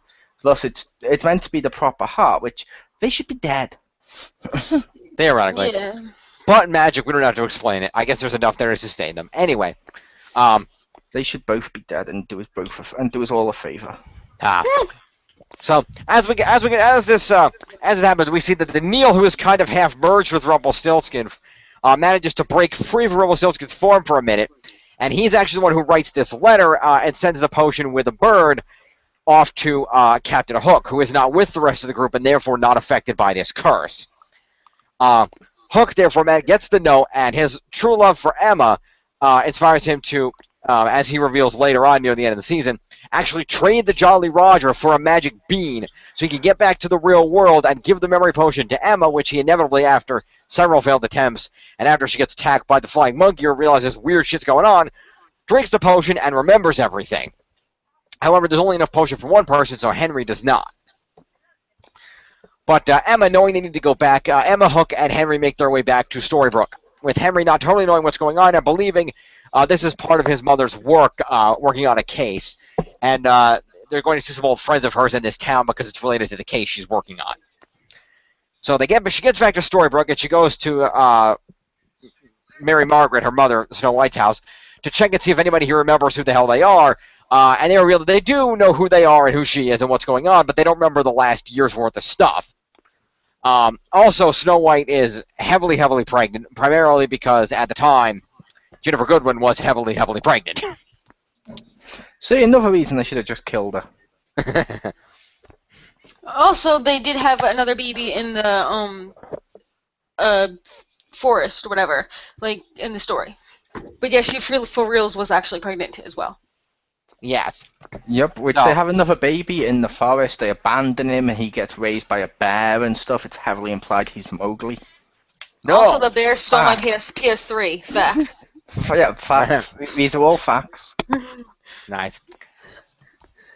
Fair enough. So, as we see this proceed here, they get back to Storybrooke and they start investigating, trying to figure out what's going on, and they meet a woman named Zelena, who is not green right now, by magic, and who is conveniently a midwife, and who begins assisting Snow White with pregnancy, explaining that she missed the first curse, which is why this whole Storybrooke thing is kind of new to her. And she proceeds to begin having regular meetings with Snow White and the Prince, while at the same time, they begin investigating and trying to figure out who got them there and what the hell was going on, and they inevitably over time deduce that it was the Wicked Witch who did this, but they don't know where she is or who she is in that world for that matter. I'm guessing it's probably that bitch that runs the ice cream store. Ah, You're welcome, Pew. Yay! I'm going to laugh when Jim gets that reference later. okay. Season 4, you'll get to it. Fair enough. Oh, is that when she came back?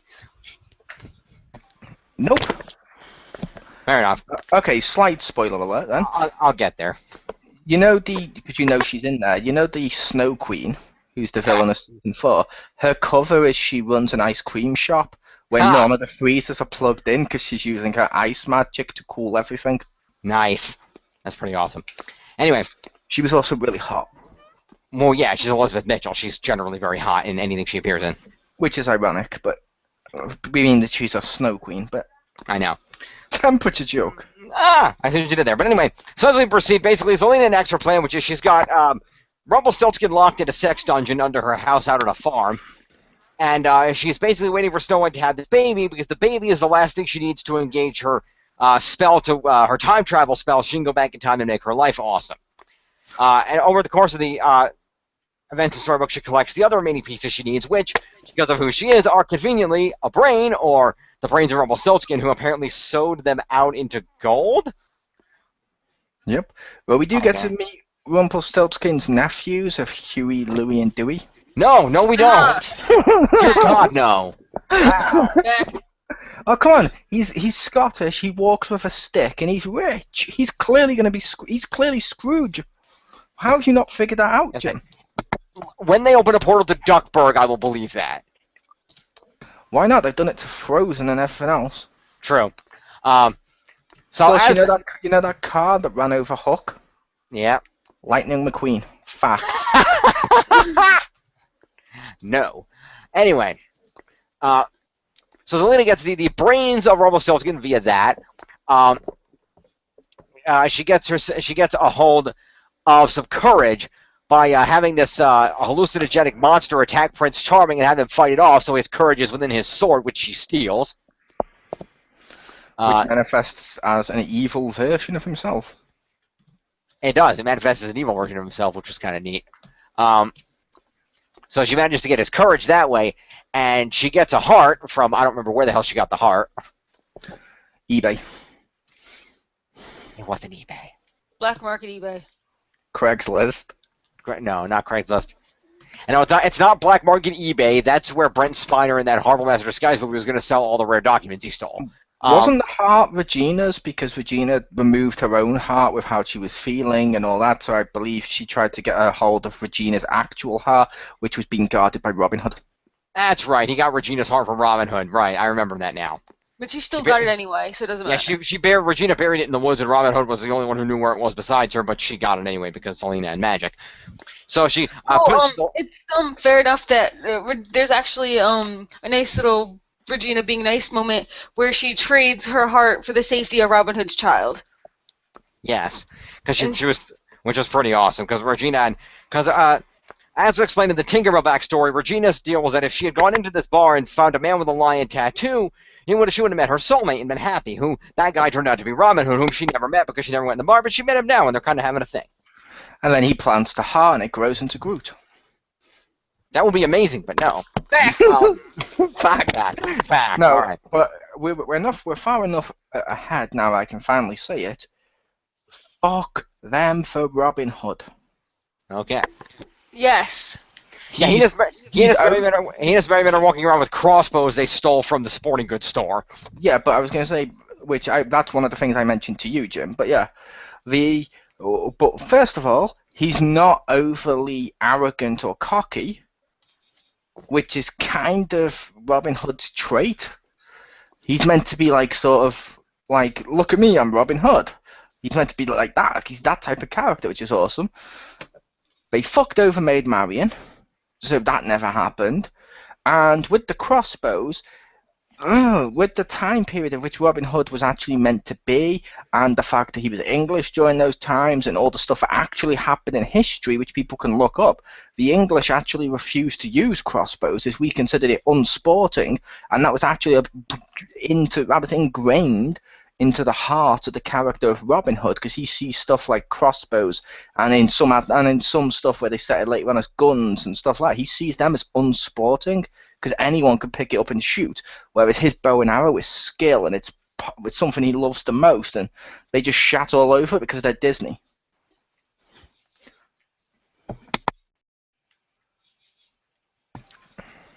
So yeah.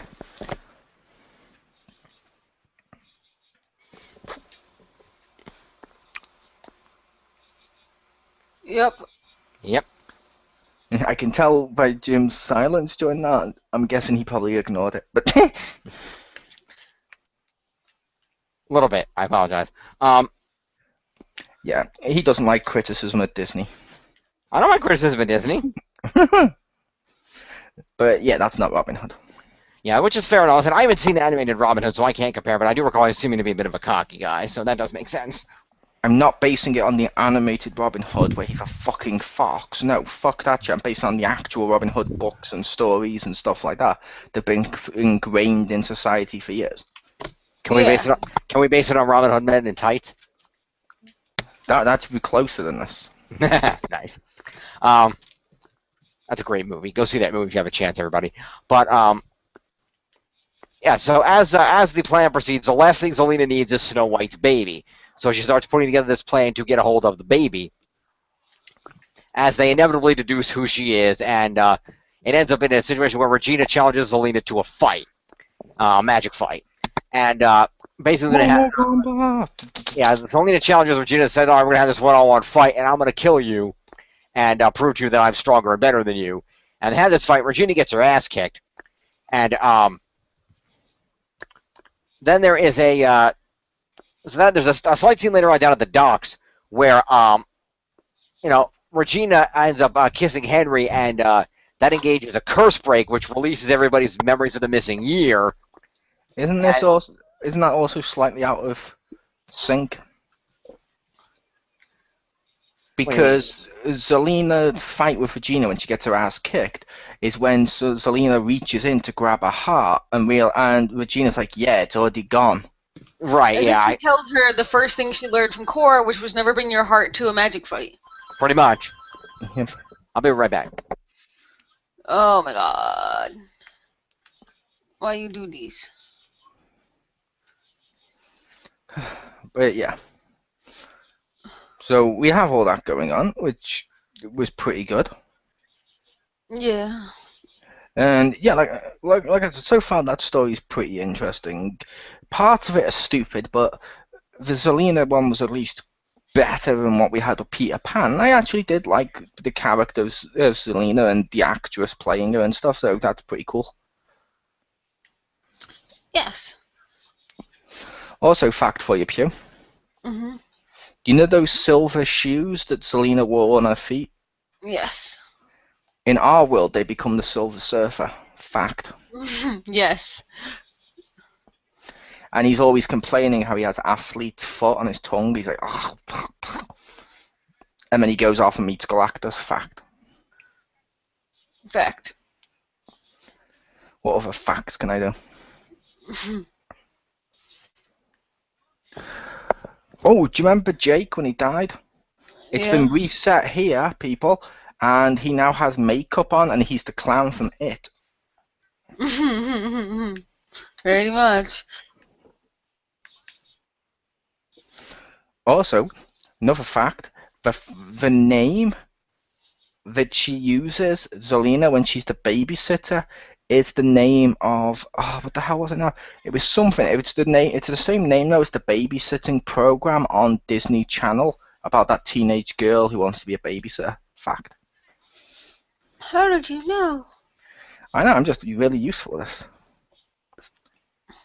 It's like in order to break the curse, Henry had to put on the correct Disney Infinity characters onto his portal to make them come to life.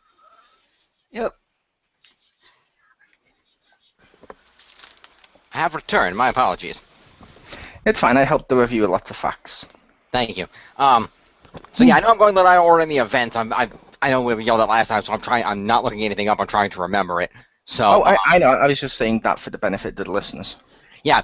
So inevitably, as Selena's plan is beginning to be enacted, they end up down near the dock somewhere where there is a magic fight, and Henry gets a kiss from Regina, which brings back his memory and reminds him of who he is. And He's like you.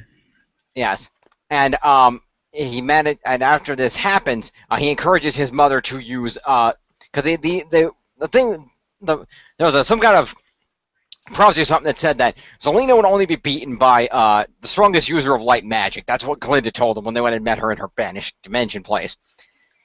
And so they believe this to be Emma at first, but Henry sees it and realizes, no, it's Regina. Regina can use good magic to win this fight. Regina has the capacity for good within her. She has to embrace that to defeat her sister. And she never really does, and she uses the light magic to win a magic fight against her sister, and ends up stopping Zelena right before the spell kicks in, and they get Snow White's baby back. She had the baby, and she gets the baby back, and everything's all kind of good and happy, and they're all celebrating at Granny's, until the spell kicks in and the portal opens, and Emma and Hook run out to investigate, only to get sucked back in time. But before they're sucked back in time, we see a flashback of Hook before he broke the curb, before he came back to help Emma with her memories, where it's a little side story, his now flying ship goes off to look for Treasure Planet. No, it doesn't. God damn it. I'm helping. No, you're not. So, they get sucked back in time and end up in the Enchanted Forest, back right around when Snow White met Prince Charming, and in true Back to the Future fashion, Emma stops that from happening. And also, they fuck over frickin' Regina and Robin Hood, and I don't really care for Robin Hood, but I do like the fact that Regina has something to love and something to make her happy with. And they took every shred of Regina's happiness and everything that's keeping her good to made Marion be alive. I would make the case, Pew. Mm-hmm. How would you hate that, but be okay with the Tinkerbell situation when they were trying to? When unlike the Tinkerbell one, this was about saving a life. Well, because no one gives a shit about Marion, and I liked Regina at least having something else to pursue other than Henry. I will say I care about Maid Marian, and that she should have been actual Maid Marian. Oh, I don't see. That's the thing. She's not actual Maid Marian, so I don't give a shit about her or Robin Hood. I just want. Not, but like I said, from the characters, they didn't do it to fuck over Regina. They did it because it was the right thing to do, because they were trying to genuinely save her life. Yeah, but I know they did the right thing, but I don't care about either of them. So fuck them. Like, god damn it. It's the right thing to do, but I just don't. Yeah, well, it is. So anyway, they end up back in time, where after realizing they inadvertently stopped Emma's parents from meeting, they have to get them back together. You're not going to sing it the Huey Lewis and the News song? That's the power of love. No, I meant the Back in Time. Don't you mean Back to the Future? Going back in time. That's actually the name of the song, Pew. No, I mean, like, that's what happens in Back to the Future. It's prevent your parents from meeting. They do. That's what I said. Okay. So, they try to get them back together, and they realize, okay, well, they got together when my mother robbed my father. Let's make that happen again. So, she manages to find Snow. They manage to, through means, Hook realizes that Snow White is trying to get away now, and she wants to leave because Regina's trying to kill her. And Snow White tries to book passage aboard a ship. And also Prince Charles and Princess Leia. What a cute couple they make, fact. Indeed, yeah. Which I cringed at first. When he went, I'm Prince Charles, and then she went, I'm Princess, and started to think, I was like, oh God, do not say Diana, do not say Diana, do not say Diana. And then she was like, Leia. I'm like, okay, I will allow this. Yeah. I was honestly thinking she was going to say Princess Diana, and I was going to be like, oh, it's so inappropriately wrong. I know, that would have been really offensive. But anyway, so they, in order to get them back together, they managed to convince Snow White that there's, Snow White wants to book passage aboard a ship to get away. So Hook manages to replace himself and says, I will give you passage on my ship to get away if you go to the palace and you steal this item for me. He steals his own ship from himself. He does. And he tells Snow White, go to the palace, steal the stuff I want, and I will give you passage on my ship to wherever the hell you want to go. And Snow White agrees to this arrangement. And in the interim, the two, Real Hook and Emma, head to the palace where there's a ball going on. And specifically, it's a ball in honor of the wedding of David, who everybody thinks is James, and King Midas' daughter, whose name I can't remember because she's not that important of a character. And so they go to the ball, and the Hook and Emma name themselves Prince Charles and Princess Leia, since that's all they can think of on the fly when they're asked their names. And it should be noted, I probably missed an important plot point here. The first thing they do is they go see Rumpelstiltskin, and they explain that, yeah, we're kind of from the future, and we kind of screwed the past. It's like, I shouldn't know too much about this, but if this whole thing is messed up, and this means that my curse worked and I found my son, I will help you get it set right again. But don't tell me anything about the future, because I shouldn't know this. DuckTales, woo! Right. So, they proceed to results says, I can get you back to your own time, but you need to make sure that your parents meet first. So, they're off. So they go to the palace for this ball where everybody's dancing and doing whatever. And Snow White climbs up to the tall tower and steals stuff from the treasury up there, but she gets caught. And she ends up having her meeting with Charming, and it kind of works out. But then she runs away as everything goes down, and Charles and Leia, quote unquote, get captured. I think does Snow White get captured with them? I can't remember. I think she does. I think Snow gets captured. I thought so. So they end up getting locked in the. They end up all getting locked in the dungeon, which sucks. But they manage to break their way out of the dungeon, along with a woman they found there, who they don't really know her name, but she's scheduled to be executed at dawn, and they can't bring that to that. So they free the woman with them and take her with them. And as they leave the castle, and Snow White ends up meeting Charming again, and they end up with some similar events going on, where they end up on the Troll Bridge, and this time because Snow White attempted to use the magic powder, the dust on, she ended up using it on somebody else. She didn't have it to use on the trolls, and so. And I think she threw it at Regina, and Regina just swept it aside. It's like, really? That's your plan? Which is kind of funny. I believe didn't Regina steal it off her? Is that what happened? I don't remember. I thought she stole it off and just poured it on the floor. Yes. Fair enough. Which, that scene itself, not that bit, the troll bit is a little silly, because originally she used the powder because the trolls wouldn't fall for a bluff, because they're fucking trolls. And then this one, they fall for the bluff, and I'm like, no, you can't, no. Indeed. So, they take the woman that they found, and they manage to ensure that Snow White and Charming are getting back together. And the ironic thing is that when they originally met, Charming ended up with a small injury, and this time he ended up with a different small injury, which is kind of funny. Oh, we also forgot to mention, we know someone. We met another character. Ah. And this isn't a joke. Before, when Prince Charming had his evil self, he only knew how to defeat it because he'd met that thing before, because that's what was stopping Rapunzel from ever leaving the tower. That's right. We did have that flashback where Rapunzel was stuck in the tower, and it was supposedly it was an evil spirit that she thought was one thing that was trapping her in the tower, preventing her from getting back to her family, and he was able to fight it off and convince her to help fight it off. So yeah, that's true. I forgot about that. That is important. So they managed to set everything right in the past, and they get back to Rumpelstiltskin, and Rumpelstiltskin is like, yeah, I lied. I can't send you home. You're out of luck, dearie.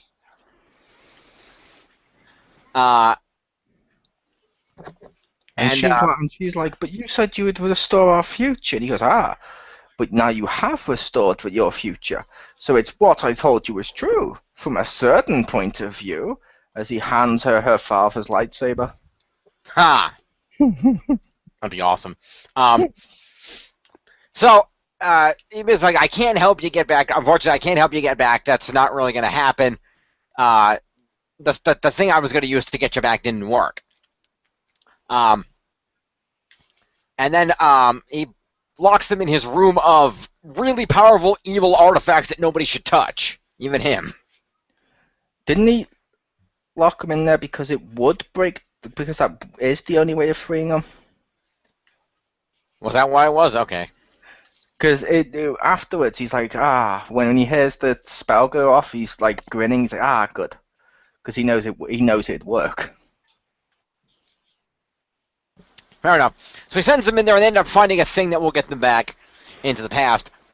But Hook has to touch things first. And the portal opens, and they manage to get back into the future, but not before they insist, Rumpelstiltskin, you got to drink this memory potion so you don't remember the future. It's going to change the future, and that could be a problem.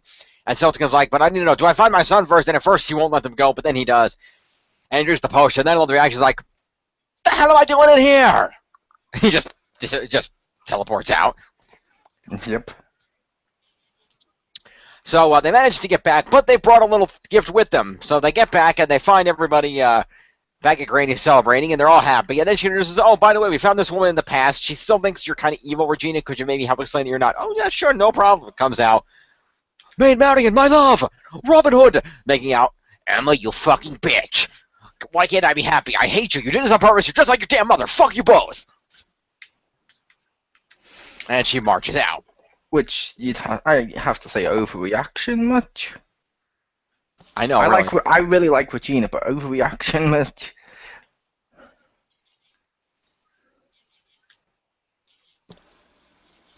So, meanwhile, while this is happening, after they haven't got, and after they reveal to everyone else, to Charming and Snow, that they were Charles and Leia, and they reveal that they have chosen to name their new baby Prince Neil in honor of their hero. Which is also slightly ironic. Yeah. Because before they went back in time, there was that side story of Emma almost feeling like she doesn't quite fit in with her family because she never really belonged in the Enchanted Forest, so she doesn't have the stories like they do. Now she's actually part of it. Yay!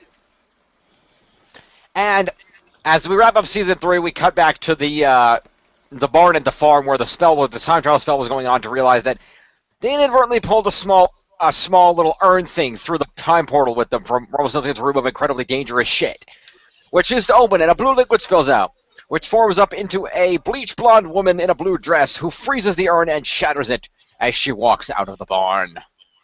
There was also a really important scene before that. There was? Yeah, before most of this, there was that important scene of Zelena killing Neil and Rumpelstiltskin stabbing her in her prison cell. Oh, yeah. And she disappears and nobody knew. Yeah, it was implied she died. And then she goes back into the past, and spoiler, she's marrying. Yeah, spoilers, and that's right, because Rumpelstiltskin, he promises not to kill her, but then he kills her anyway, because we have to undo his character development for the next season. And he basically goes out and he murders her in the jail cell. Then, as they're investigating who killed her, he uses magic to alter the video footage of what happened in the jail cell to make it look like she tried one last ditch attempt to free herself and killed herself in the process. And we also see that Rumpelstiltskin, now back in the real world, proposes to Belle, who agrees to marry him. And Rumpelstiltskin proceeds to give her his dagger, saying that you already have my heart. Now you have this. You're the only one I fully trust with this. Be very careful with it. And, that's the proof of my loyalty, my trust to you, that I trust you to control me utterly with this. Only to reveal that, yeah, no, he didn't trust her worth a shit. That's a fake dagger. And he seals the real one with powerful magic inside under a floorboard in the shop. Yep. Which I thought it was kind of worth mentioning about Zelena's death, because, yeah, I realized we weren't going through this whole thing and not mentioning that technically it looked like Zelena had died, so it looked like they wrapped up her arc. Indeed it did. So, we see all this up. Rumpelstiltskin and Belle get married in the woods. They share true love's kiss. They get married by Hopper, who apparently is qualified to do that, I guess. And it doesn't break his curse. No. Whatever. And it seems like everybody's happy except Regina, who was overreacted and pissed off that she just lost her man. And we see that the person who is obviously Elsa for Frozen has been brought to Storybrooke as the season ends. To be fair, we didn't know she was Elsa from Frozen. She was wearing the same blue dress, bleached blonde hair, and she froze shit and destroyed it. It was very obviously Elsa. It's not Elsa. Hmm? If you'll notice as she walked with a blue dress. At first, I believe it's the Snow Queen. Because all you see is just parts of it and the freezing. I believe it was meant to be. I think it was the Snow Queen. It might have been Elsa, but either way, it wasn't really implied. We didn't know it was Elsa. All we saw was the ice and just like a little bit of footsteps. It was implied that it was Elsa, but it wasn't confirmed because there is indeed a fact that it gets to set it up for the season 4 about similar frozen people looking like other people with similar freezing powers who also look alike. Okay then. Well, she doesn't look alike. I will say the Snow Queen's a lot hotter. I'm just saying, like, from like a really retarded TV plot convenience standpoint. Oh, yeah, they were dressed similar, but they don't look similar. Well, I'm just saying, like blonde hair, dress, freezy powers. Yeah. Like idiot people could like be like, "Oh, you must be that person," and Yeah. Although, doesn't the Snow Queen wear a white dress and not a blue dress? Yes. But she can change outfits because she's a person. Yeah, I believe she also wears. I believe she wears multiple dresses throughout the She series. does wear multiple dresses. Fair enough. So yeah, that is where we end. We end season 3 at the end of the better half of the season, and everybody's back in Storybrooke. People know who they are. We fixed the past, and Zelena is supposedly defeated, although not really, because she's secretly the Marion that just got brought back because she knew that was going to happen, and that's her backup plan.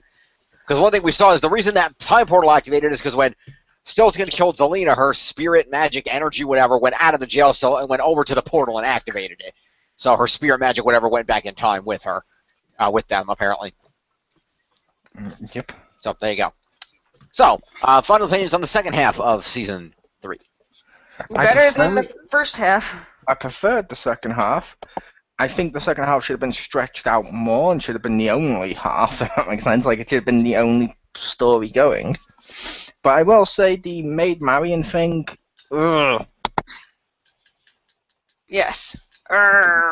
One, because they ruined Marian. But two, if she's finally gone back in time, couldn't she fucking Regina over in multiple other ways and stop the future from ever happening herself, instead of just being like, no, what I'm going to do is I'm going to hide in a prison cell, be brought to the future, and then it will cause Regina to be sad for like 2 episodes. Marvelous use of time travel that you've been planning. In all fairness, I think she activated the portal, but I think it was Hook and Emma determined where they were going because Emma was thinking about her parents' meeting, and that's what determined where they were going to go. So I don't think Zelena could control where it was going to go, and I don't think she could go back far enough because Regina was already the evil queen at that point. There was not much she could do about it. She didn't get back far enough to do what she wanted to do. But she was already more powerful than Regina, so she could have killed her in the past, or she could have killed Snow White or Prince Charming to stop Emma being born, thus the curse wouldn't be broken, thus it helps her out that way. There was multiple things she could have done other than impersonate someone to cause like 2 episodes worth of grief. Yep.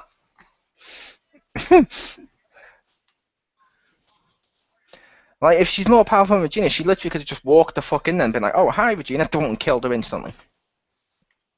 And took over as queen and got everything she wanted. That's true. Which, if you, like I mentioned in the past, when they add more to Once Upon a Time, as much as I love the series, the more they add, the more it doesn't make sense. Yes, fact.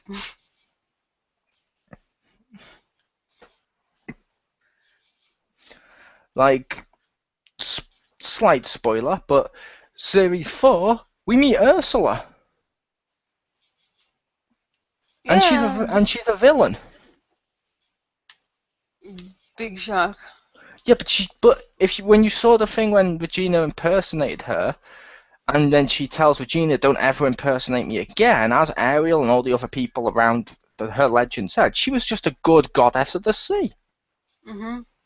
Suddenly next year, villain. Fuck it. It's like, no, then you wouldn't mind Regina impersonated you and was a bitch because you're a bitch. It's not going to undo your cred. Well, no, but technically speaking, if she thinks she's more evil and better evil than Regina, she wouldn't want Regina fucking up her evil villain cred. So it does make sense that even, villains tend to hate each other. I mean, that's just how it is. Because villains tend to be self-absorbed and tend not to like each other. So it makes sense that Ursula would, even if she's a villain, would hate Regina impersonating her either way. Kind of. Although, like I mentioned, Ariel mentioned she's the good goddess of the sea, and that's all everyone knows about her. So that people don't even think she's a villain. And when Regina impersonates, she's like, "Don't you ever impersonate me again," and stuff like that. If she was a villain, why would she care? Because all Regina did was impersonate her and fuck someone over, which does fuck all for her. It's like it made a little bit no sense. But like I said, it's one of those things that the more they add, the more it makes less sense. But it's still good. It's still watchable, and I still like Once Upon a Time. And season 3, like I said, the second half makes up for it. Didn't like the first half, but I do really like the second half. Fair enough. Pew, what do you think? By the way, Mole, would that be a buy? To be fair, I mentioned at the beginning of these reviews that I'm probably going to rate all of them a buy because I can't rate a single season a void because that means you couldn't watch the next season. That is true. Fair enough. Pew, how about your final thoughts? Basically, wait, you need to turn to the camera, Jerry Springer style, for final thoughts. Basically, first part sucks, second part is better, and yeah, just watch it. You'll get through it. And there's better stuff ahead on season 4. Yeah, I liked season 4. Alrighty then. Which I will say, slight spoilerish, but season 4 ironically has the opposite effect, thing of this. And then the first half is good, and then the second half sucks? I say almost the opposite, because the second half isn't as good as the first half, but it's still enjoyable. Fair enough.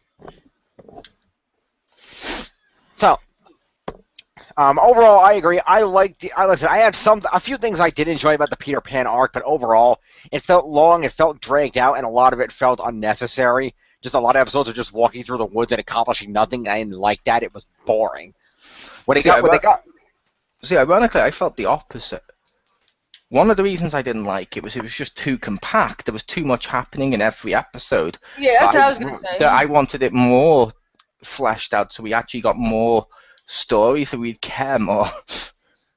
Because, yeah, I just didn't give a shit. I just wanted to get the fuck out of those. Either go fight Pan and get it over with, or get the fuck back out of the woods and go back to Storybrooke where you fucking belong. They went back to Storybrooke with Jake. Yeah, inevitably. But, not soon enough. But anyway, yeah, there's a few good things about that. I like the reveal of Peter Pan's identity being Rapunzel's father. That was kind of a cool twist. I like that. Him being given the powers he had and whatnot. That was fun. The whole redemption one. It was kind of interesting. There's some good parts of it, but overall, the second half is much better. The Zelena arc with Regina is great. It ties in well. It brings in a whole new aura of other worlds that are out there. You can see besides more worlds. Oh, excuse me. Sorry. You alright? Yeah, sorry. It brings in that aura of, hey, remember, there's it's not just worlds that you know of from Disney stuff. There's other worlds out here too, because most people think of that James Franco movie, they don't think Disney. So having Oz in a Disney thing was kind of cool. See, as I mentioned, that was one of the things I don't like in Once Upon a Time. It was all fairy tale characters, and then they went into Alice in Wonderland, not a fairy tale. Peter Pan, not a fairy tale. Wizard of Oz, not a fairy tale. Like I said, with like Robin Hood and stuff, various ones they use, not fairy tales. Even when they touch upon King Arthur stuff, it's like, no, you're kind of changing what this is. They are. That's why I'm expecting like Spider-Man to show up next year. Ha.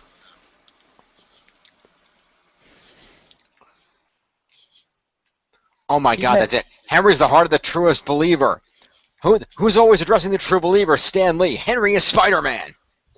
Or it's going to be revealed in a flashback because he's always saying, "Hey, true believers," to try and get them. Stanley's actually Peter Pan. But no, they do address the fact Marvel is all fictional and will not be crossing over, thank God. Yeah, he had the comics and stuff. Yeah. Yeah. But yeah, overall, I liked the second half of season 3. The Zelina arc was really good. It was really well done, very mysterious. I liked how they beat her, brought it all back. A lot of really great stuff. Particularly my favorite part of the season was at the end of the first part where Regina had to break the original curse, and they had that emotional goodbye moment where Regina sacrificed everything to save everyone. And that was pretty awesome, and I really liked that. But overall, it's worth a watch for this season. If you fast forward a little bit of the first half, nobody's going to be too mad at you. You're not going to miss too much. My favorite part was the fact Neil died. That too. And they keep making the joke with Once Upon a Time, even the writers and stuff, that everyone stays dead except no one stays dead except Neil. And I'm like, yay, thank you, Neil stays dead. Well, strictly speaking, Neil and David's brother. But anyway, No one gave a shit about his brother, so. Yeah, I know. And also Red Riding Hood's true love that she fucking ate. Yeah, but no one counts them because, like with the prince's brother and that and stuff like that, they're not main characters. Neil was a main character, which means like no one's going to be saying, "Oh, why don't you bring back this character who was killed off, who had only appeared in one episode, and no one gave a shit about?"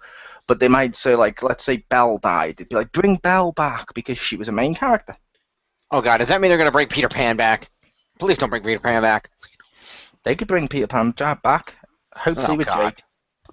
Yeah, we'll see. But anyway, that's season 3. He does come back and reveal his name is Jake, in which case I will scream at Jim, "Told you!" I know you will.